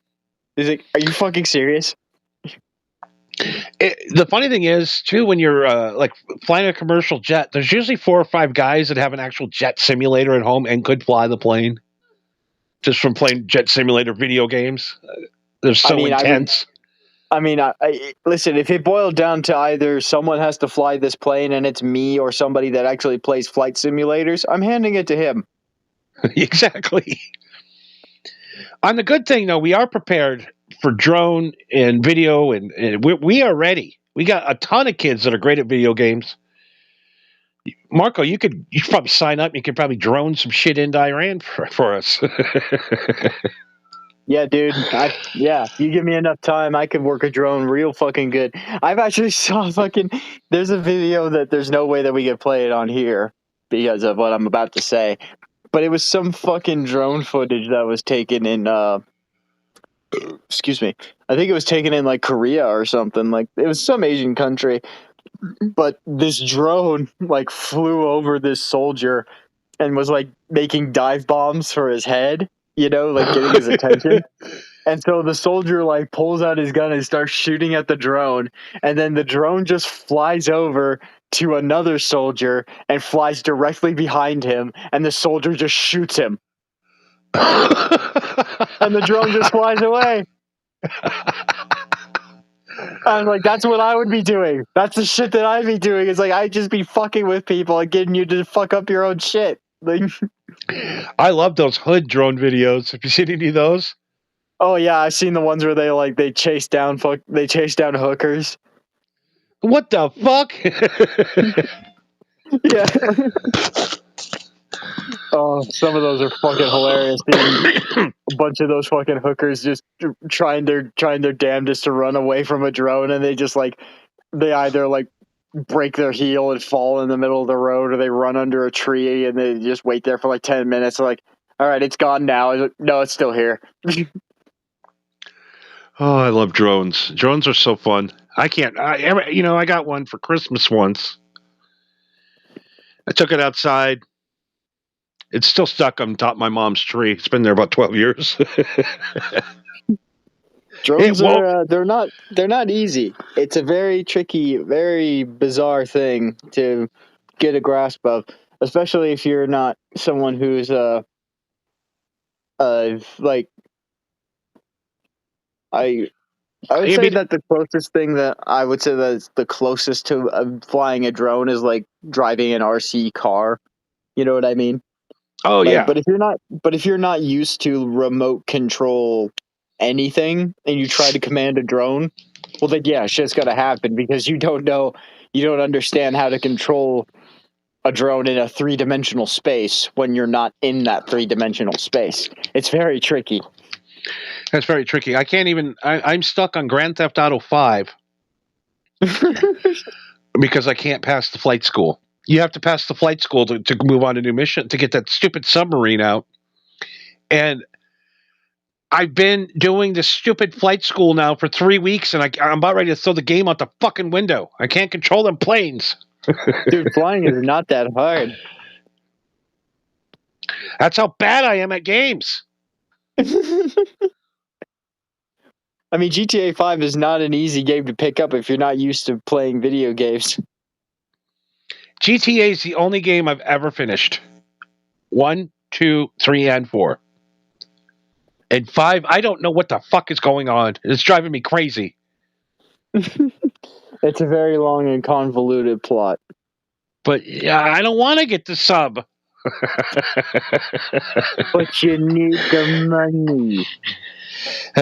Anyways, I don't know what's going on in Iran, but shit finally has gotten serious. And Iran is talking serious shit on Twitter. I don't know if you've watched. I got their feed. I follow Iran. Yeah, because Iran, the country, definitely actually uses Twitter. They are the biggest shit talkers in the history of shit talkers. Well, yeah, they're Middle Eastern. They're showing off their nuclear bomb, going, "Look at this. This is ours." And I'm like, I think that's AI. I don't think that's right. I don't think that's real. Well, if it was AI, then they got bombed the fuck over an AI video. Yeah, they're on fire, man. Literally under fire, being bombed. Nobody likes Iran. They are on fire, under fire, in fire. Except for China. They love Iran. Yeah. Did you see Ted Cruz get grilled by Tucker Carlson today? Well, talk about friendly fire. What the fuck was that about? So Tucker Carlson asked him, he goes, so how many people are in Iran? And what's his name? Ted Cruz goes, I don't know. He goes, you want to bomb a country and you don't know how many people live there. He goes, I don't know. I don't know the populations of every country. He goes, well, you don't think maybe you should look up, maybe Google how many people live in Iran before you bomb them? Well, they're doing bad stuff. Yeah. Apparently Tucker Carlson doesn't like him. I mean, he literally just made him look like a fumbling fool today. Yeah. I played the clip, but I don't know what we can get away with anymore. You know what I mean? Yeah. We'd probably get it taken down because Fox News would be, or no, Tucker Carlson isn't with Fox News, but I'm sure Tucker Carlson will probably slap us with a copyright or something. So, hey, you use my material, you know. Yeah, and slap us with a false information thing on information we got from YouTube. Oh God, they just love to pick on the small guys. Yeah. Well, they just like to pick on the small guys that just want to do their own thing. Yeah, I mean, we try. I mean, we really try, YouTube. We really do. You don't know how hard we curve ourselves. Yeah, you have any idea how hard it is to go this long to try and get Johnny to try and be somewhat presentable, to be YouTube friendly, and we are still failing miserably. I'm going to tell you right now, YouTube. You quit messing with us, or we're going to take our 6 listeners somewhere else. You mean Rumble? We're going to take our 6 listeners over to Rumble. That's where the real money's at. Yeah, 18 cents of it. Yeah, 18 cents per 1,000. Oh, we are live tonight. We are too stoned. We are here having fun with Pod's Reality and you know, the people of America. And I think it's time the edible is kicked in on my end. The edible just hit. I don't know. I have no problem just taking Iran off the map. I have no problems killing all those people. I don't know why. Well, I'm sure there's probably about 93 million people in Iran that don't like their president. You know what I mean? I don't know if there's 93 million people in Iran, but yeah, there's definitely a good chunk of them that don't like their leader, and especially if him running his mouth got their capital fucking exploded. Unlike Ted Cruz, there is 93 million Iranians. I know for a fact. Your microaggressions sometimes hurt my feelings. All right. Oh, we're gonna open that can of worms now. We're gonna list off what my microaggressions are. You want to talk about my pet peeves too? You fucking bitch. We don't got that kind of time left. We only got a half hour left. We'll have to save that for the future. Yeah, give me some proper time to get a list prepared. I mean, you already kicked my ass on the roast at the beginning of the show. I mean, why don't you just take your victory and leave me alone? see, we didn't even have to do it ourselves. AI already predicted that I would win. I mean, honestly, AI hit you so soft. It hit me so hard. Oh, God. Maybe Gronk is smarter than we give it credit for. Yeah, maybe Gronk's starting to learn who I really am, and it's starting to scare me. That is what it does. You know, we could save humanity tonight. And let me guess, it's if everybody just stops and smokes a bowl right now. No, everybody takes all electronic devices, throws it in the ocean, and we go back to living like it's 1965 again.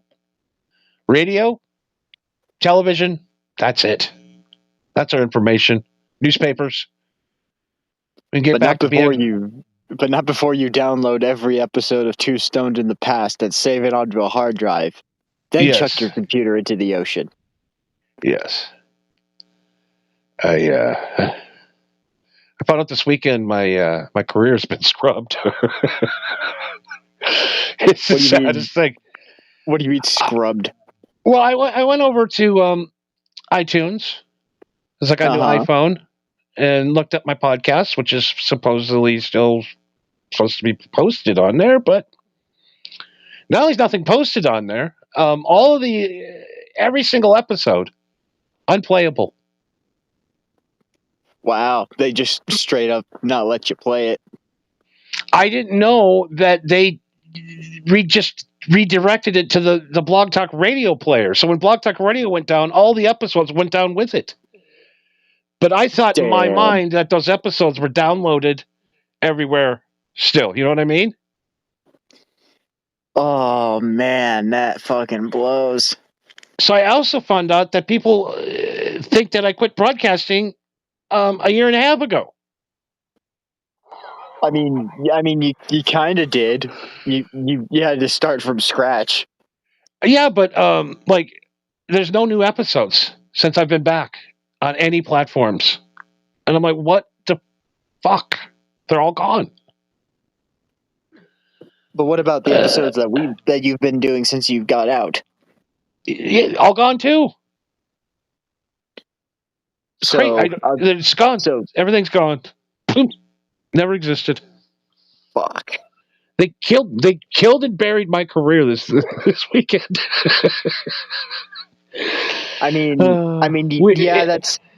That sucks. But is that necessarily a bad thing? No, I mean my podcasting career has been over for 5 years, but we just do it now because it's fun. Yeah. It was a little heartbreaking, but you know, Good. You know what? Because most of that shit sucked. At least It you can was. admit it. I mean, it was really bad. We were doing shows on a telephone, for fuck's sakes. Not How's that any online. different from what you're doing now? No, we were on an actual landline doing a show. Oh, That's how long ago an it started. actual telephone. Yeah, a telephone. You know how it sounds on a telephone? It never sounds good. No.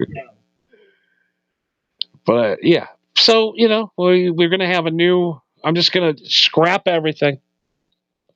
Whoop, and we'll have a new iTunes and all that will be in work. So by July, we'll have it all fixed. But I just want to let everybody know, if you do iTunes in your car or whatever, you'll be able to download our show. Hopefully our Spotify thing will get fixed one of these days. But whatever, we're here on Rumble and YouTube every week. But all right, moving right along. But I mean, I was going to say, if all of our shit that we've done is on Rumble, then you should be able to at least transfer the audio from Rumble into iTunes or whatever, right? Yeah, the RSS feed was working. You just put the RSS feed in, and it automatically converts it into audio. And for some reason, our RSS feed got flagged. I don't know. It's a lot of shit I got to get into. Yeah, it's that sounds like a lot of problems that I can't really fix on my end because I don't have access to your shit. Even though it probably would be smarter if I did. Yeah, a lot of it has to do with the content. There's problems with the content. What? So, what's wrong with the content other than everything? I know. It's just, you can't have some fun. I know. You can't have fun anymore. And I even put, for our YouTube appeal on our episode 77 takedown, I said, in big letters, I just put, it's a goof, because I know it doesn't matter what you put on there. I just put, it was a goof. The appeal was denied. Of course. But episode 77 still lives over on Rumble. Yes, where free speech still lives on, unless you do something really fucked up or you talk about the wrong person. Yeah, and then the other stunt I pulled the other night, that didn't go very well. Yeah, but at least there's less bullshit you got to deal with. Yeah, I mean, when you do something you think is so outrageous, people will know it's a joke. When people take it seriously, it scares me. Yeah, every time you try to do something serious, everybody thinks it's a joke. But then when you do something obviously as a joke, people think you're being serious. It happens all the time. I know. It's the story of my life.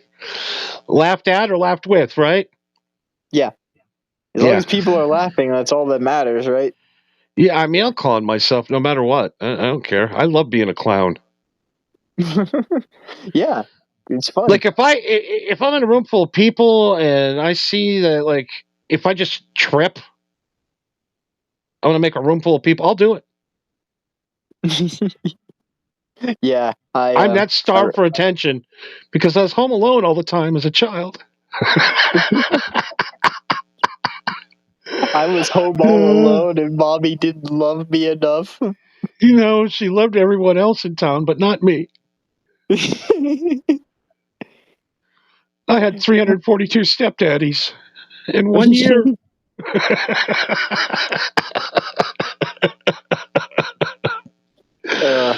One day I just nailed her headboard to the wall because I was sick of the board waking me up all night. All right. Terrible childhood. Happy Mother's Day, Mom. I fixed your bed. Oh, Jesus Christ. Old scars. Good old childhood trauma resurfacing. The edible hits. And like, oh no, I'm turning into Samson from that movie. And then my mama, she left me. Why, Daddy? Why? Why didn't you love me? There's nothing worse than hanging out with bros and then all of a sudden somebody gets sad. Yeah. Yeah, that's usually that's often why I don't drink. Well, We like got I don't go the out drinking with my friends often because that tends to happen sometimes. we have two Stone Hall of Famer, former friend Joey C is everybody. Joey C has entered the chat room tonight.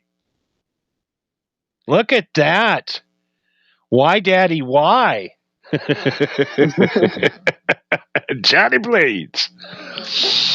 Great Joey C. We gotta love some Joey C on the on a Tuesday night, right? Is that actually Joey C, or is that just some dude saying he's Joey C? I think that's Joey C 4254. I don't know why Joey C's put his pin code as his.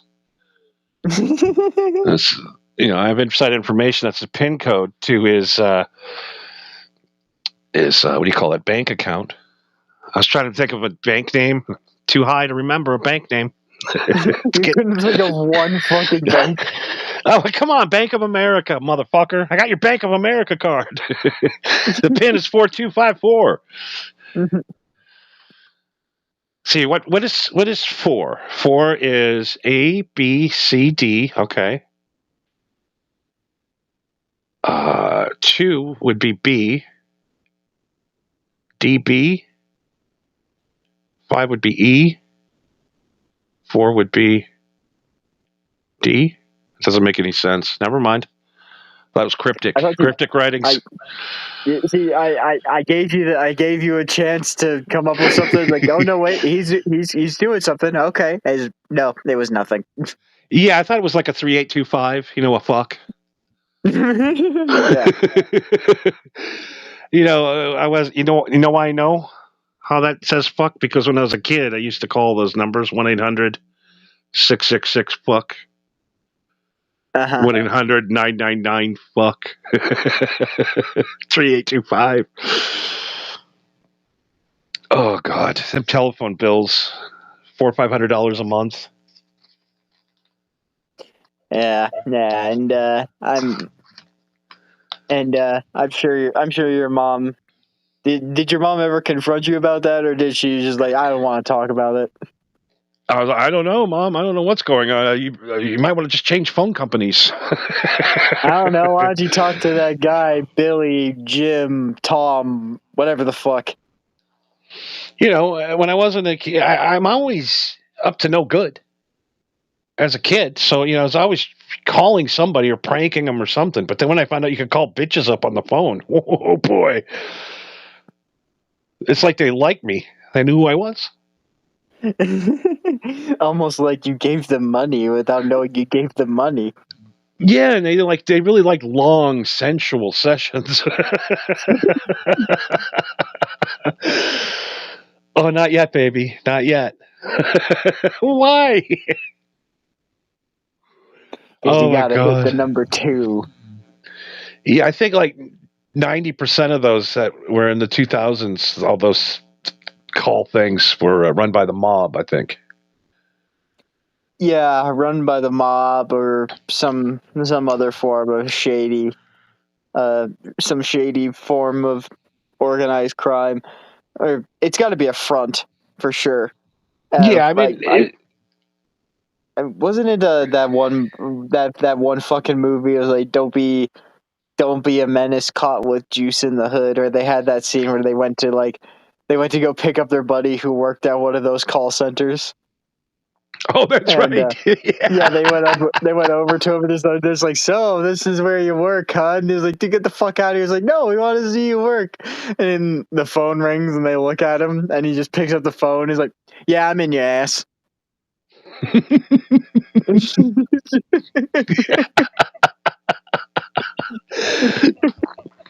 That was like the first OnlyFans. It really was. Chicks in trailer parks would be smoking cigarettes and talking dirty in a trailer park in Kansas. Some old fat pig. I'm sure that there's some other form of that where it was just like, oh yeah, you pay me $20 and I'll write you a letter of very sexual stuff. Because oh my God. Was They there had to be. pen pals? Yeah, pen pals. Like, Isn't that what pen pals was? I mean, you send me $100, I'll send you a Polaroid of me naked. Was that the original OnlyFans? I think so. Because like all those old guys have them kept them Polaroids. Like Of Gene course. Simmons had like every girl he ever fucked. He had a Polaroid of them, but the problem is over time, the Polaroid film just kind of eats itself alive. The pictures are gone. Yeah. Well, if you keep it exposed to light for too long, well, and also, yeah, those. If you took those pictures on a Polaroid camera, then yeah, those pictures are over 30 years old. If you don't keep them preserved, then yeah, they're gonna go to shit. Oh man, it's just to get in the mail and having to wait for like a week and a half to get that letter. I sent that bitch $100. She better send me those panties. That's I think I don't remember what year it was, but there was a thing I stumbled across where it was like the first like I guess you could say it was like the first ever recorded instance of a nude being sent was in like the 1700s or something like that, where a this woman, it was like a noblewoman and a nobleman were courting, and he was basically complimenting her beauty and her body and her figure. And so when she sent him back her response, enclosed in the letter, she drew a picture of her cleavage. And she apparently just posed a mirror in front of her chest and angled it so that she could see what her cleavage looked like, and she just drew a copy of her reflection of her own cleavage and then sent it to him.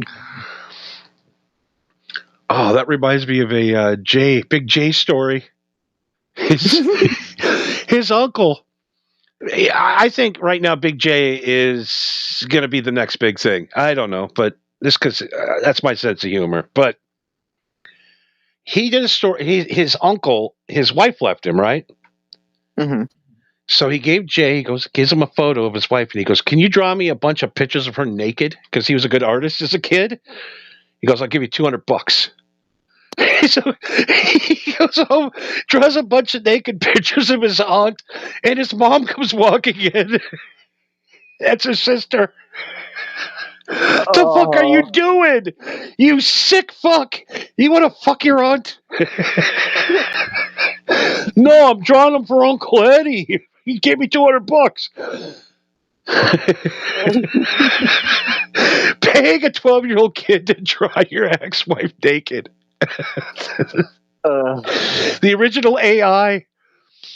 Yeah, before AI, you had to find somebody that had a modicum of fucking talent.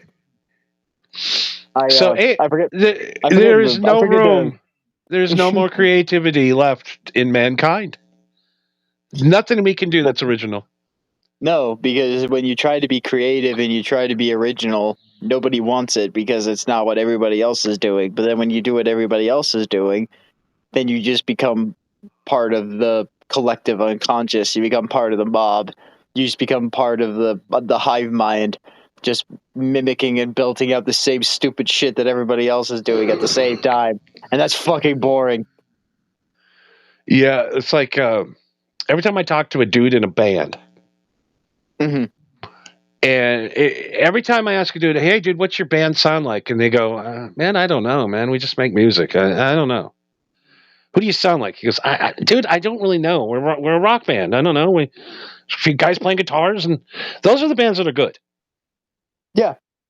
And then when I talk to these other guys, like these metal guys, and you're like, "Well, dude, we're progressive metal, dude. We're kind of like this band, and we kind of go back old school to a little Celtic Frost in there, a little Metallica, go a little old school thrash. But man, we'll learn some new shit though, Okay, Five Finger Death Punch. Oh, I got a band for you then. Is if you should look these guys up and do Rumble show, maybe do your like a blind opinion piece on them. But the band is called Hell Dorado. I know who that is. Oh God, they are horrible. What is the? And people like them. They're millions of views. I know. People fucking love them, and it blows my goddamn mind. It's like I think people are really hungry for like rock music, but I don't think there's like any good rock bands right now. A bunch of bands that want to sound like 18 other bands. It's like I don't know. Where is the Led Zeppelin? You mean Greta Van Fleet? That's true. There is another Led Zeppelin. I keep forgetting about that band because I refuse to listen to them. I mean, yeah, Greta Van Fleet's just pretty much like, yeah, if you like Led Zeppelin, then yeah, you'll probably like this. I kind of would rather just listen to Zeppelin, but all right, you know. Yeah, I remember when Kingdom Come came out back in the day. I remember seeing this documentary, and they're like, everybody's like, dude, you ripped off Led Zeppelin. And they're asking the guys in the band, they're like, you guys literally ripped off Led Zeppelin. Your songs sound exactly like Led Zeppelin. You're Led Zeppelin with just other dudes. And the guy goes, who's Led Zeppelin? I don't have any other records. And the guy looks at me, he goes, Led Zeppelin? Never heard of them. This is in 1987. Right.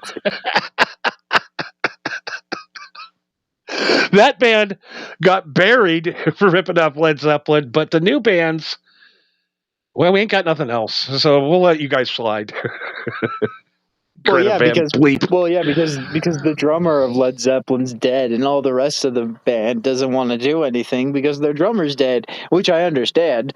You go on tour with a dude for so long, and then he fucking dies. Then yeah, you kind of don't really want to do it anymore. I get that. But yeah, that's kind of that. I think that there are just some people that are just getting real fucking sick of this cookie cutter bullshit that we've been used to for 10 plus years, where, like I said earlier, of like rap, pop, and country music all kind of sort of sounding the same, following the same formula, where you have something like Greta Van Fleet, where it's even like remotely musical and it actually requires some modicum of skill or talent to even try to do something like this, and people are blown away by it. But people like you and me are just like, this is just Led Zeppelin.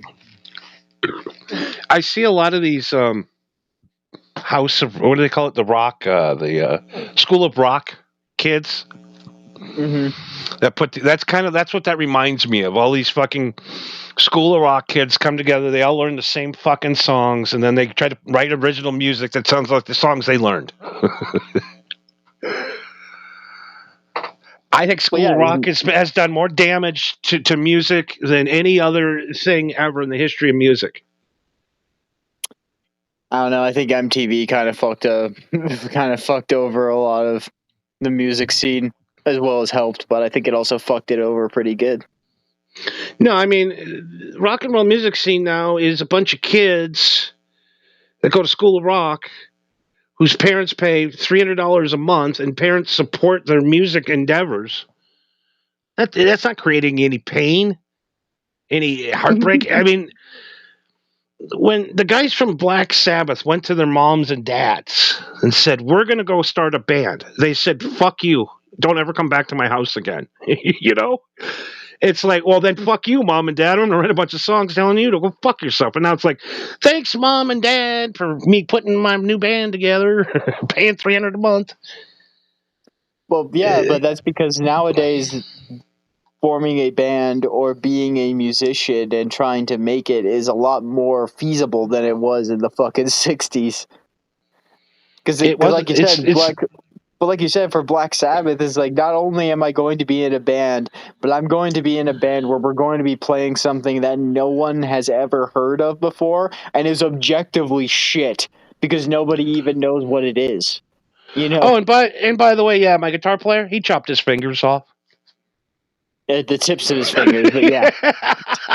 I mean, a guy loses the tips of his fingers and will be, when we lay him to rest, will be king guitar of all metal. There's Yes. even though they stole all their songs from Pentagram. No, I'm pretty sure Pentagram was after them. No, they were before. Were they? Yeah, they were. Pentagram sounded like Black Sabbath before Black Sabbath existed. But there's always the originator, and then there's always the guys that make the money. Well, yeah, See, but that's always been the case with any popular group, as much as everybody likes to talk about Nirvana and how great Kurt Cobain was, but if you talk to him about oh yeah, who are some of the people that inspired you, he mentions people like the Meat Puppets and the Ramones and shit like that, where you're just like, really? Those guys? Huh. But when you listen to them and then you listen to Nirvana, you can kind of hear the connection, which is very bizarre, Now, I get the sense there was kind of I don't think there was been. If I could go in a time machine, I would like to go to those just dingy basements of rent-a-centers and shit that guys rented out. Mm-hmm.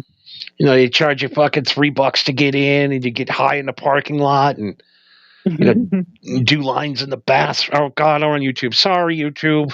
Doing country line dancing on with the country music we're going to see at these cool country club. No, the places where Soundgarden and all those dirty, grungy bands were playing, and the chicks were the first chicks to get their nose pierced, and that scene, which will never come back.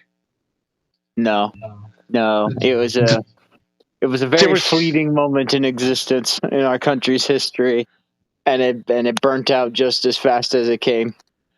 Yeah, I was thinking the other day too, as I was making that drive back today and listening to some of that music, I'm like, all those guys are dead. Every single one of them. Pretty much. And Andy Eddie Wood. Vedder. Eddie Vedder's still alive. Yeah, only the poser survived. Yeah, exactly. The guy from fucking San Diego. The fucking rich boy. Yeah. I don't think Eddie Vedder ever touched heroin. I'm not sure. I'm not. That's I'm not probably why he's. invested. It's probably why he's a 70-year-old man still selling out baseball stadiums. You know what I mean? Yeah, probably. Axl Rose never did drugs. People don't understand that. I'm sure he drank. A needle never entered Axl Rose's arm the entire time he was in Guns N' Roses. Yeah, but like I said, I'm sure he was a fucking drunk. No. Do you expect me to believe that dude is just a massive piece of shit sober? No, he literally is a massive piece of shit. Huh. The greatest story ever is in Slash's book. I'm sorry, I hate to burt you.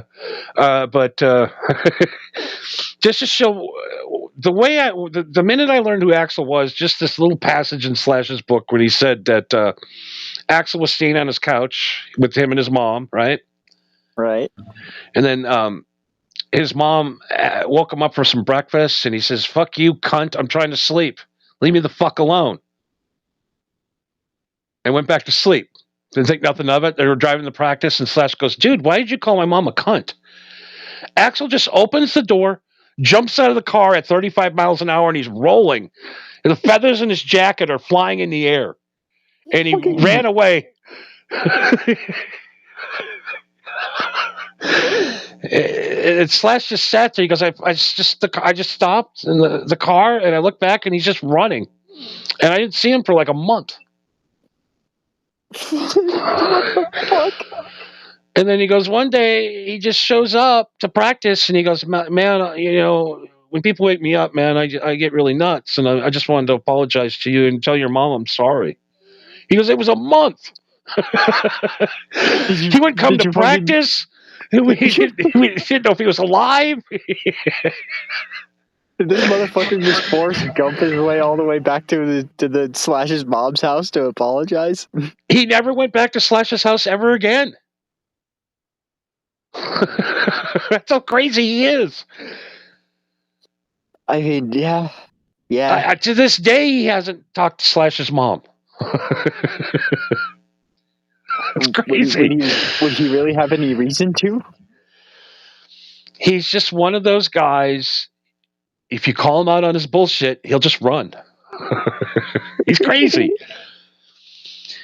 But no, I guess Sebastian had a quick story. One more quick story about Axl Rose. He says, "Yeah, Axl called me and goes, dude, I'm making a run. I'm going to kind of a dangerous part of town. You want to come get me? I need to go. And we're going down to get some stuff." And he's like, "Yeah, dude, whatever." And he's like, "Cool, man. He's gonna go get some. Finally get some good drugs. I'm going with him, man. We're gonna party all night. Axl Rose, fuck yeah." He goes, they pull up back to this Russian bar in the back of the alley. These Russian guys come out with 4 crates, puts it in the truck. Axl hands them like 10 grand in cash, and they drive off. They get back to Axl's crib. He goes, "All right, can you give me a hand bringing this in?" He goes, "Oh, cool, man. What'd you get?" He opens it up. There's fucking 2 cases of caviar. Black market caviar. And he's like, "Bro, I thought we were going to party." He goes, "Yeah, we got caviar and champagne. We're rich now, motherfucker. We ain't no doing street drugs." Yeah, we're rich. That's why we're buying caviar from Russians in the alley of a fucking bar. That's what rich people do. That's the greatest story I've ever heard. That is fucking insane. It's kind of like that Chappelle skit with Wayne Brady. Yeah. Wayne Brady's just some badass gangster. We got cursed by the Dabbleverse once again. Yeah, but I feel like we got cursed by them a long time ago. So, damn you, Dabbleversers! I don't want to be a part of it, and that's why I blew it up. I don't want nothing to do with that. That's getting out of control over there. It really is, man. I'm glad that I got out of it when I did, and like you, I can't escape it in my YouTube feed. It pops up every so often, and yeah, every now and then I pop in to see what's going on, and I'm just like, oh, what the fuck is even happening right now? I'll check shit out. Is this new? I'll go back and look. I'm like, is this from like recent? Because they're saying the same thing from 4 years ago. Yeah, wow. It's just the same fucking shit over and over and over again. You know, it'd be kind of funny as an experiment to do like one 15-minute show, do it live, and do exactly the same every week. The same subject, same exact words. How long did you do that before you'd be like, I can't do this anymore? But once a week, just do the same thing for 15 minutes? 15 minutes, the same exact script every week. No changes. If it sucks, it sucks. We'll just keep it sucking. I mean, I think if I only had to do it once a week, I could probably keep it going for a long time. But if I had to do it every day, then yeah, that might be a little different.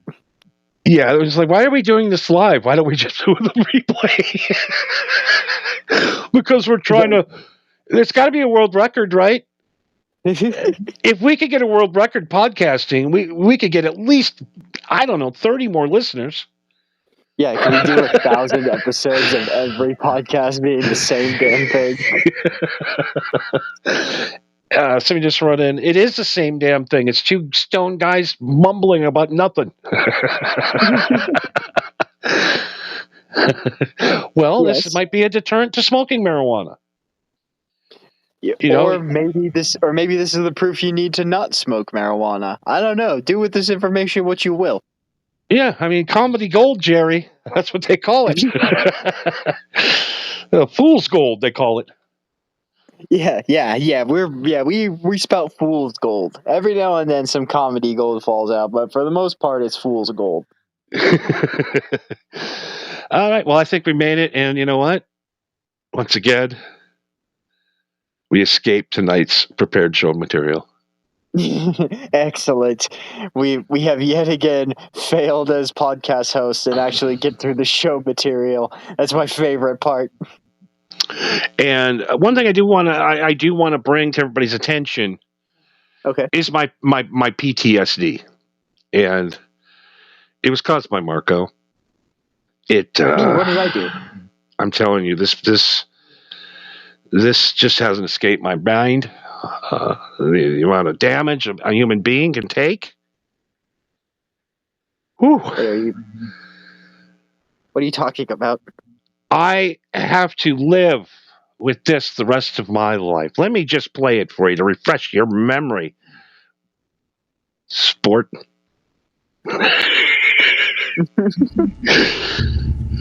Oh, sweet God. What the hell? I mean, come on, dude. Yeah. Oh, shit, sorry. The end of the Overlord Jesus. DLC. What in the absolute fuck? Wait! Commander! What in the clockwork orange is going on here? I'm begging you. Don't do anything rash. Don't do anything rash. You can't. What? Okay, this is an atrocity. Yes, you lied to me. Also, yes, I'm listening. What the fuck do you mean I'm listening? I'm listening. I'm listening. Oh my God, that is fucking horrific, bro. That took some sick fuck to come up with that at the creation studio.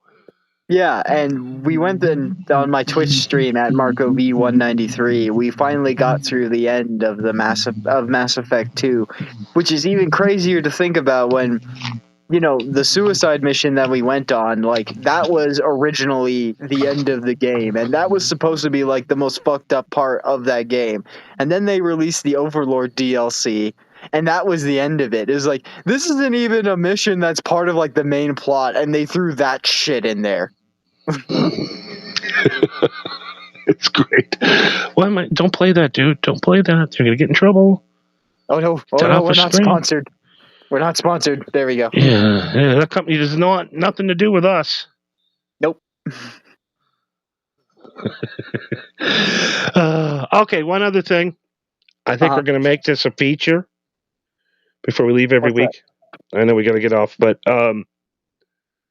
Dream Girls that turn into nightmares.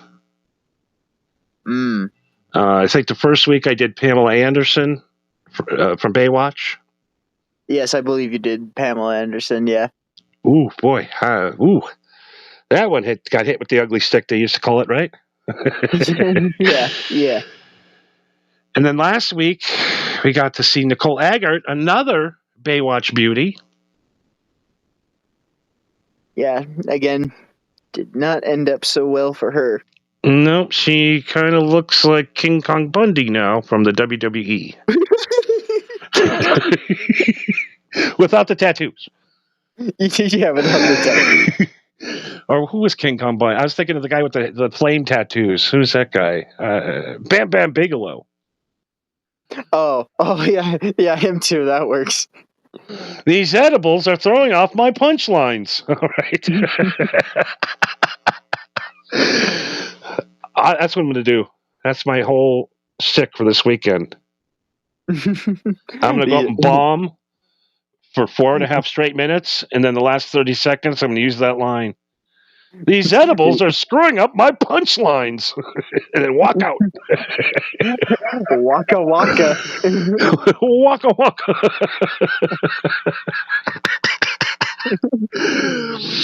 All right. Okay, yeah, stick to the bit, Johnny boy. So now we have the third dream girl of Johnny. Mm-hmm. I don't know. I mean, you're younger than me, so you probably didn't, have Saturday Night Alone with the Baywatch crew like I did on reruns, but maybe you did. That's the closest thing to porn there was. when Baywatch was on TV, that I was a kid, so I at least had enough in me to go like, yeah, she's pretty, and I feel something, but I don't know what it is. You know what I mean? Exactly. I realized too. I've seen every single Baywatch episode probably 1,000 times. Somehow I don't doubt that. I can't tell you a plot of one show. I can't tell you a single plot point of any episode. My Saturday night was turning the volume down, throwing the rock album on, smoking some weed, chilling out, and watching Baywatch. Not who gives a fuck about the plot. And like they just kept adding them and adding them. Like, oh man, I think even what's her name from 90210 was on there. I mean, these chicks, it was a hot chick factory. Yeah. Well, Yasmin Bleeth, remember that brunette, super hot, big rack? Yeah. Yeah, the one with the long hair, not that creepy lesbian with the short hair. That one, not her. She still looks. I wasn't... And you know what the ironic thing is? All of the ugly women that were ugly when I was a kid and said, I wouldn't want to fuck them, are hot now, and all the hot ones, time hates them. Yeah. That's it. Louis C.K. had a bit about that where he's just like, all the people that started off being super sexy and super beautiful, it may seem like that things are going great for them, but that's only because they started at the peak of like the best of their life. But if you're an average looking person, or even if you're ugly, you just start at the bottom. But that's okay if you start at the bottom, because you have nowhere to go but up, and they have nowhere to go but down. And boy, this one hits hard. Should I put a disclaimer up? Because this is going to be frightening. More frightening than David being put in the fucking feeding tubes down his throat and held up in the Jesus Christ pose. Okay, I think you got us there. Like I said, second most gruesome. Probably something that's never going to leave my memory bank. That was so right gruesome. So this will be right next to what happened to David. Pretty much. I still, at the end of the night, I get on my hands and knees and I pray to the Lord above, and I shed one tear every night for a man we called Tombs. I think you're the only person I have seen that actually gives a shit about Tombs. I'm going to make a Tombs t-shirt, and it's going to sell like crazy. Never forget Tombs. The Tombsers. We'll have our own convention. We just do Tombs. It's me and 3 other guys. Yeah. Crying around, why, Tombs? Why? We want a Tombs memorial statue in Mass Effect 5. All right. Time for the grand finale.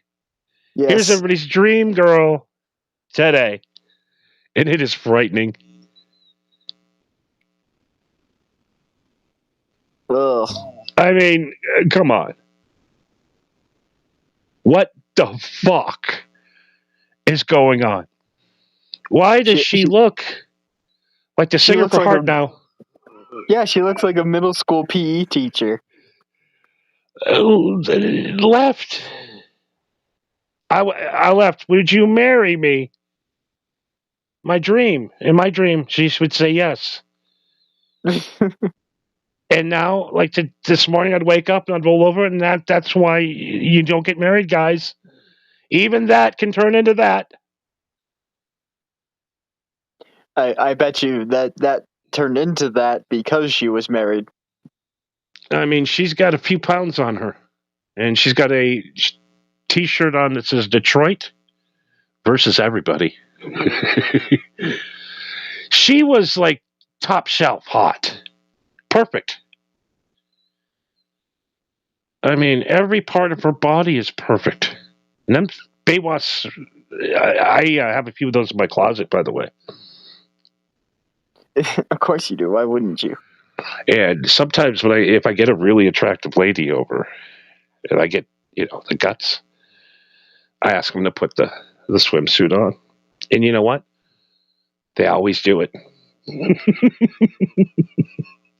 Why wouldn't they? It shows off your figure. Paz goes, oof. Yeah, that's pretty much that's pretty much all you really can say in this situation. Just oof. By the way, I absolutely would. You would still fuck her even if she looks like this? Oh yeah, and Paz too. He goes, I'm still trying to get some though. So he's like, yeah, I'm gonna stop talking shit about her too.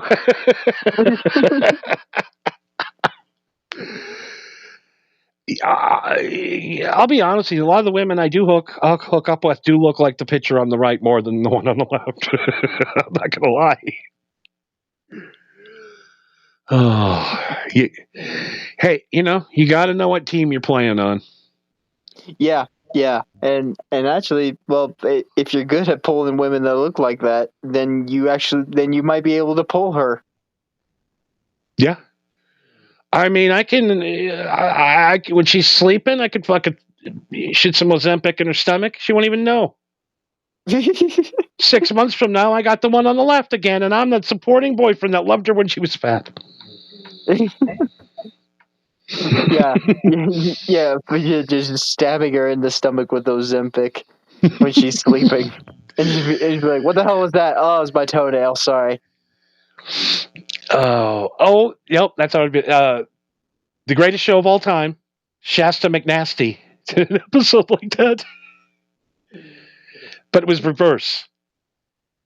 He met this Jake Busey, what's his name, son, Busey, Crazy Busey, Gary Busey, crazy son, the guy who blew himself up in a couple of shows, but he met this fat chick at a party, took her home and banged her or whatever, and they started dating, and she started drinking Diet Cokes, and she wanted to get in shape for him. She didn't want to lose him, and she started losing weight and started becoming really hot. Mm-hmm.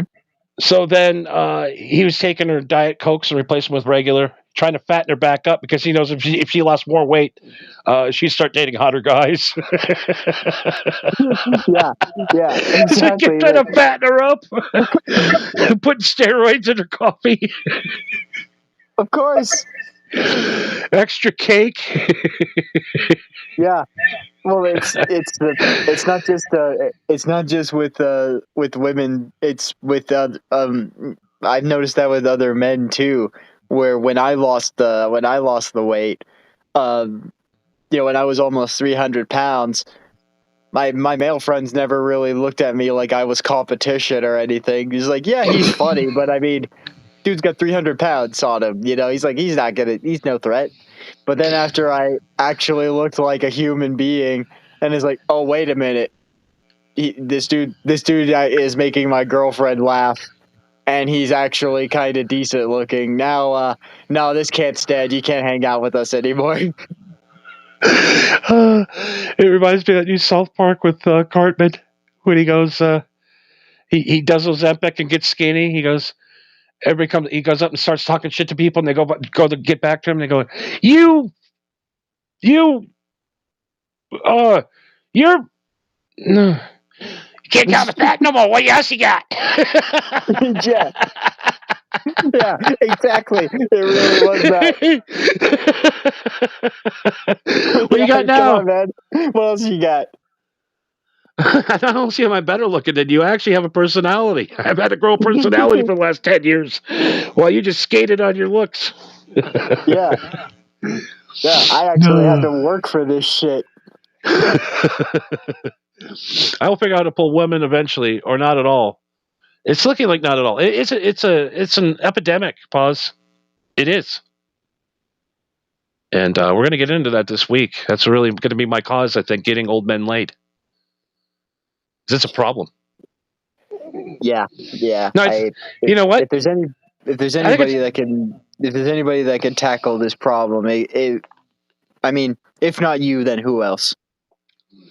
I mean, I've been studying this for 20 years. I'm on the Weird thing to field. study, but okay. I talk to women. I know what they like. I know what they don't like. I've solved so many guys' problems. Pause. I'm going to solve one problem tonight for you. Hopefully you have teeth. Do you have a nice set of teeth? Question one. Dentures are cool. But you got bad teeth, you're not getting laid. There's no way around it, right? Yeah, having bad teeth is definitely a sign that either you don't really care about your health, or you're doing something that she doesn't want you doing, or doesn't want to be a part of.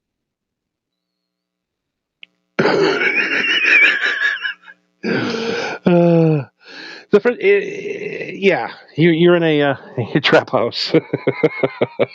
Yeah, you smoke. You like, yeah. If your teeth are real bad, it's like, okay, so you obviously smoke, but what do you smoke? Do you smoke cigarettes? That could be a deal breaker for some. Do you smoke meth? I mean, unless she also smokes meth, then yeah, that's probably a deal breaker. But then there's the other one of like, why is your teeth so fucked up? Oh yeah, it's because I don't brush my teeth. Yeah, I want that swamp infested my lower Exactly. parts. Yes. So number one thing to get ladies to like you online is to smile. It took me a long time to learn that lesson. Women are looking for two things. They're looking for your smile and they're looking in your eyes. And that's all they look at. They don't care how fat you are. They don't care how rich you are. They don't care. That's what they're looking for online is a smile in your eyes. Open your eyes big and smile. And I guarantee you pause, just try it tomorrow. Go on whatever dating site you're on. Go Facebook dating or whatever. Put a picture of you tonight just smiling with your eyes wide open so they can see your eyes and your teeth. And come report back next week with the results. Yeah, and definitely wear clothes that complement or pair well with the color of your eyes. I have noticed that works very well too. Maybe that's just me because I have blue eyes, and women just really like blue eyes. But I've noticed that I get more, that women call out my eyes more if I'm wearing a shirt that is blue, or at least close enough to a shade of blue that it makes my eyes kind of pop out more. And I do kind of notice that. Now, I Yep. don't know if that's the same with people with like brown eyes or green eyes, but that's how I No, notice it. women are attracted to blue. I mean, why wouldn't you? Blue is a great color. I mean, if you're a black guy with blue eyes, dude, it's over. You whatever you want, you got, brother. Dude, you just won the lottery, man. If you're a black guy with blue eyes, yeah, you can get any woman you fucking want. But yeah, I'm weird. I got chameleon eyes, probably kind of like you do. Or if I throw a green shirt on, I got green eyes. Blue shirt, blue eyes. Red shirt, red eyes. It's just weird. The chameleon like. It's all the weed, I guess. I don't know. But yeah, that's yeah. All right. I think we're gonna call it. I think so. Are we too stoned to continue? I don't know about you, but I think I'm getting there. All right. So that's the show, folks. We go. And then we get to the point where we start talking about stuff, and I can't remember what we're talking about mid-sentence. But that's the point of the show. Yes, the point of the show is to get so stoned that we have to quit. Yeah, we have to quit. And it's not because we don't try to do a good show.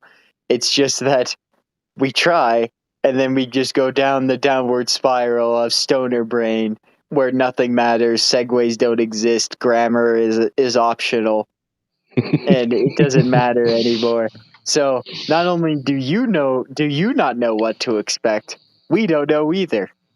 Yeah, and tonight's show was so good tonight's show. You know how a show's good because we didn't have to pull out the dreaded bracket show tonight. We didn't have to do it. Oh, thank God. But it's in the chamber, my friend, when shit's going wrong. Oh God! All right, let me see. Let me see what's this bullshit you pulled up here. Oh, okay. It's a looks like cartoon. cartoons. All right. I've I seen don't know what most half of of these them at are. least. Yeah. So the show was so good we didn't have to bore you with a bracket. So if pause is off Okay. or anybody's off, we're gonna have to go bore you with a bracket. Okay, so I'm looking through this. I'm looking through this bracket list, and like, yeah, there are cartoon. It is cartoons, but it's a mixture of like kids cartoons that like I grew up watching, and then there's like the Boondocks Yes. and fucking South Park and Family Guy. It's like, well, I mean, yeah, those are cartoons, but those are vastly different from fucking Teen Titans. This is a bad bracket, so thank God we Really, made it. where are you getting these from? Bracketfights.com. I think you might need to find a better site. I could make my own. You Why lazy would you do that? bastard. Well, I was going to make my own tonight, but I was driving through the desert all goddamn day in 140 degree heat. Yeah. I mean, because my over zealousness to rock and roll this show.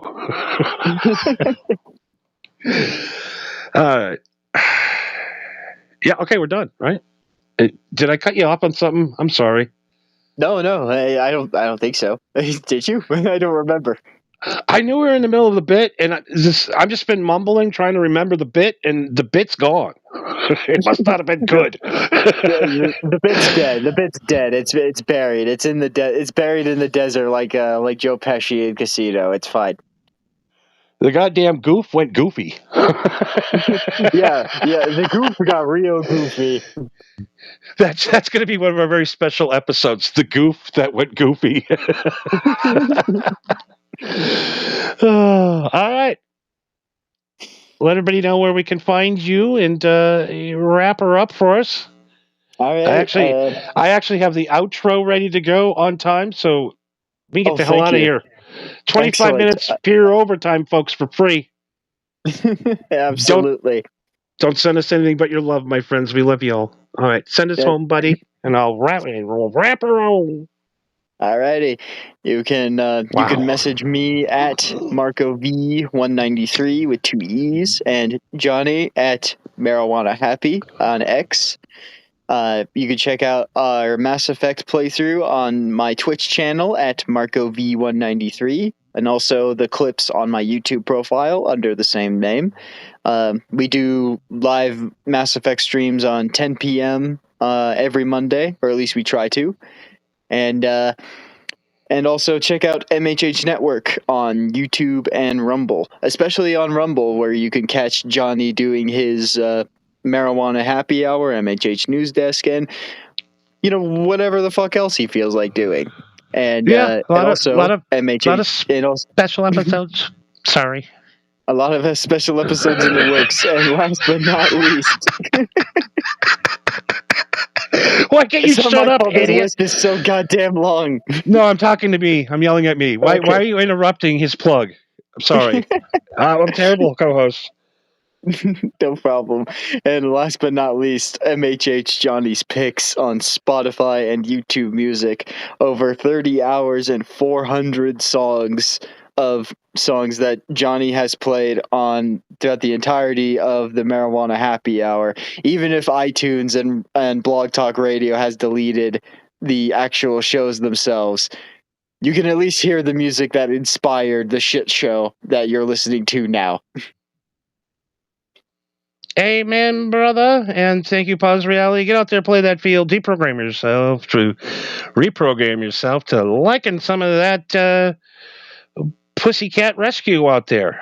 I think maybe we'll start a Pause Reality pussycat rescue mission. That man loves the cats.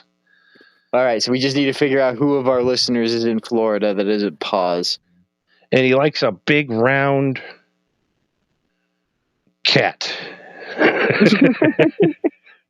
All right, let's. I want to escape. Sorry. A rare dime hidden for decades sells for over $500,000. An extraordinary rare dime whose whereabouts had remained a mystery All right, since brother. the late Thank you so much. 1970s has just sold for just over Yeah, no problem, $500,000. and thank you for sticking out on Mass Effect 2 last night. We went on for 3 hours. It was longer than I expected, but yeah. Yeah, it seemed like it was about 10 minutes, but you know I'm always high, so time is not a factor. That's so funny. Well, yeah, that's true. That is true. Actually, while we're waiting for this outro to play out, I am curious on. So, would you rather play something that's sort of like what we were doing, where it's like a sci-fi going around shooting up aliens, or would you rather do something a little wackier for next week's stream? That's the real Wackier the better. You don't need. Okay, all right. Then I know what we're gonna do next week. Then, all right. You need that Abraham Lincoln. Yeah, Pink push, Panther dog. shit, you know? You need to smoke the fucking. I don't know about Pink Panther Best shit, but shit, it's you know what I'm wacky. saying? It's You wacky. need that shit that. You're looking at this guy named Underground Railroad shit. Super Mario and his brother. Well, I mean, Other of course guy. they're wacky. Have you seen all the mushrooms they Abraham eat? Lincoln. Yeah, he's eating the caps and all, bro. Cap stems, Yeah. the whole thing. Yeah, he's stomping on turtles and shit. Yeah, you need that Underground Railroad All right, shit. man. You know I'll what catch I'm you later. saying? You need to smoke that. All right, man. You Mushroom fucking- eating. Pause Yeah, reality. that's what Peace you- out, brother. That's what you fucking need. Peace. Whatever. And Catch you next week. Joey C4354. That's his pin code, everybody. Dime hidden for decades sells for over Laters. $500,000. An extraordinary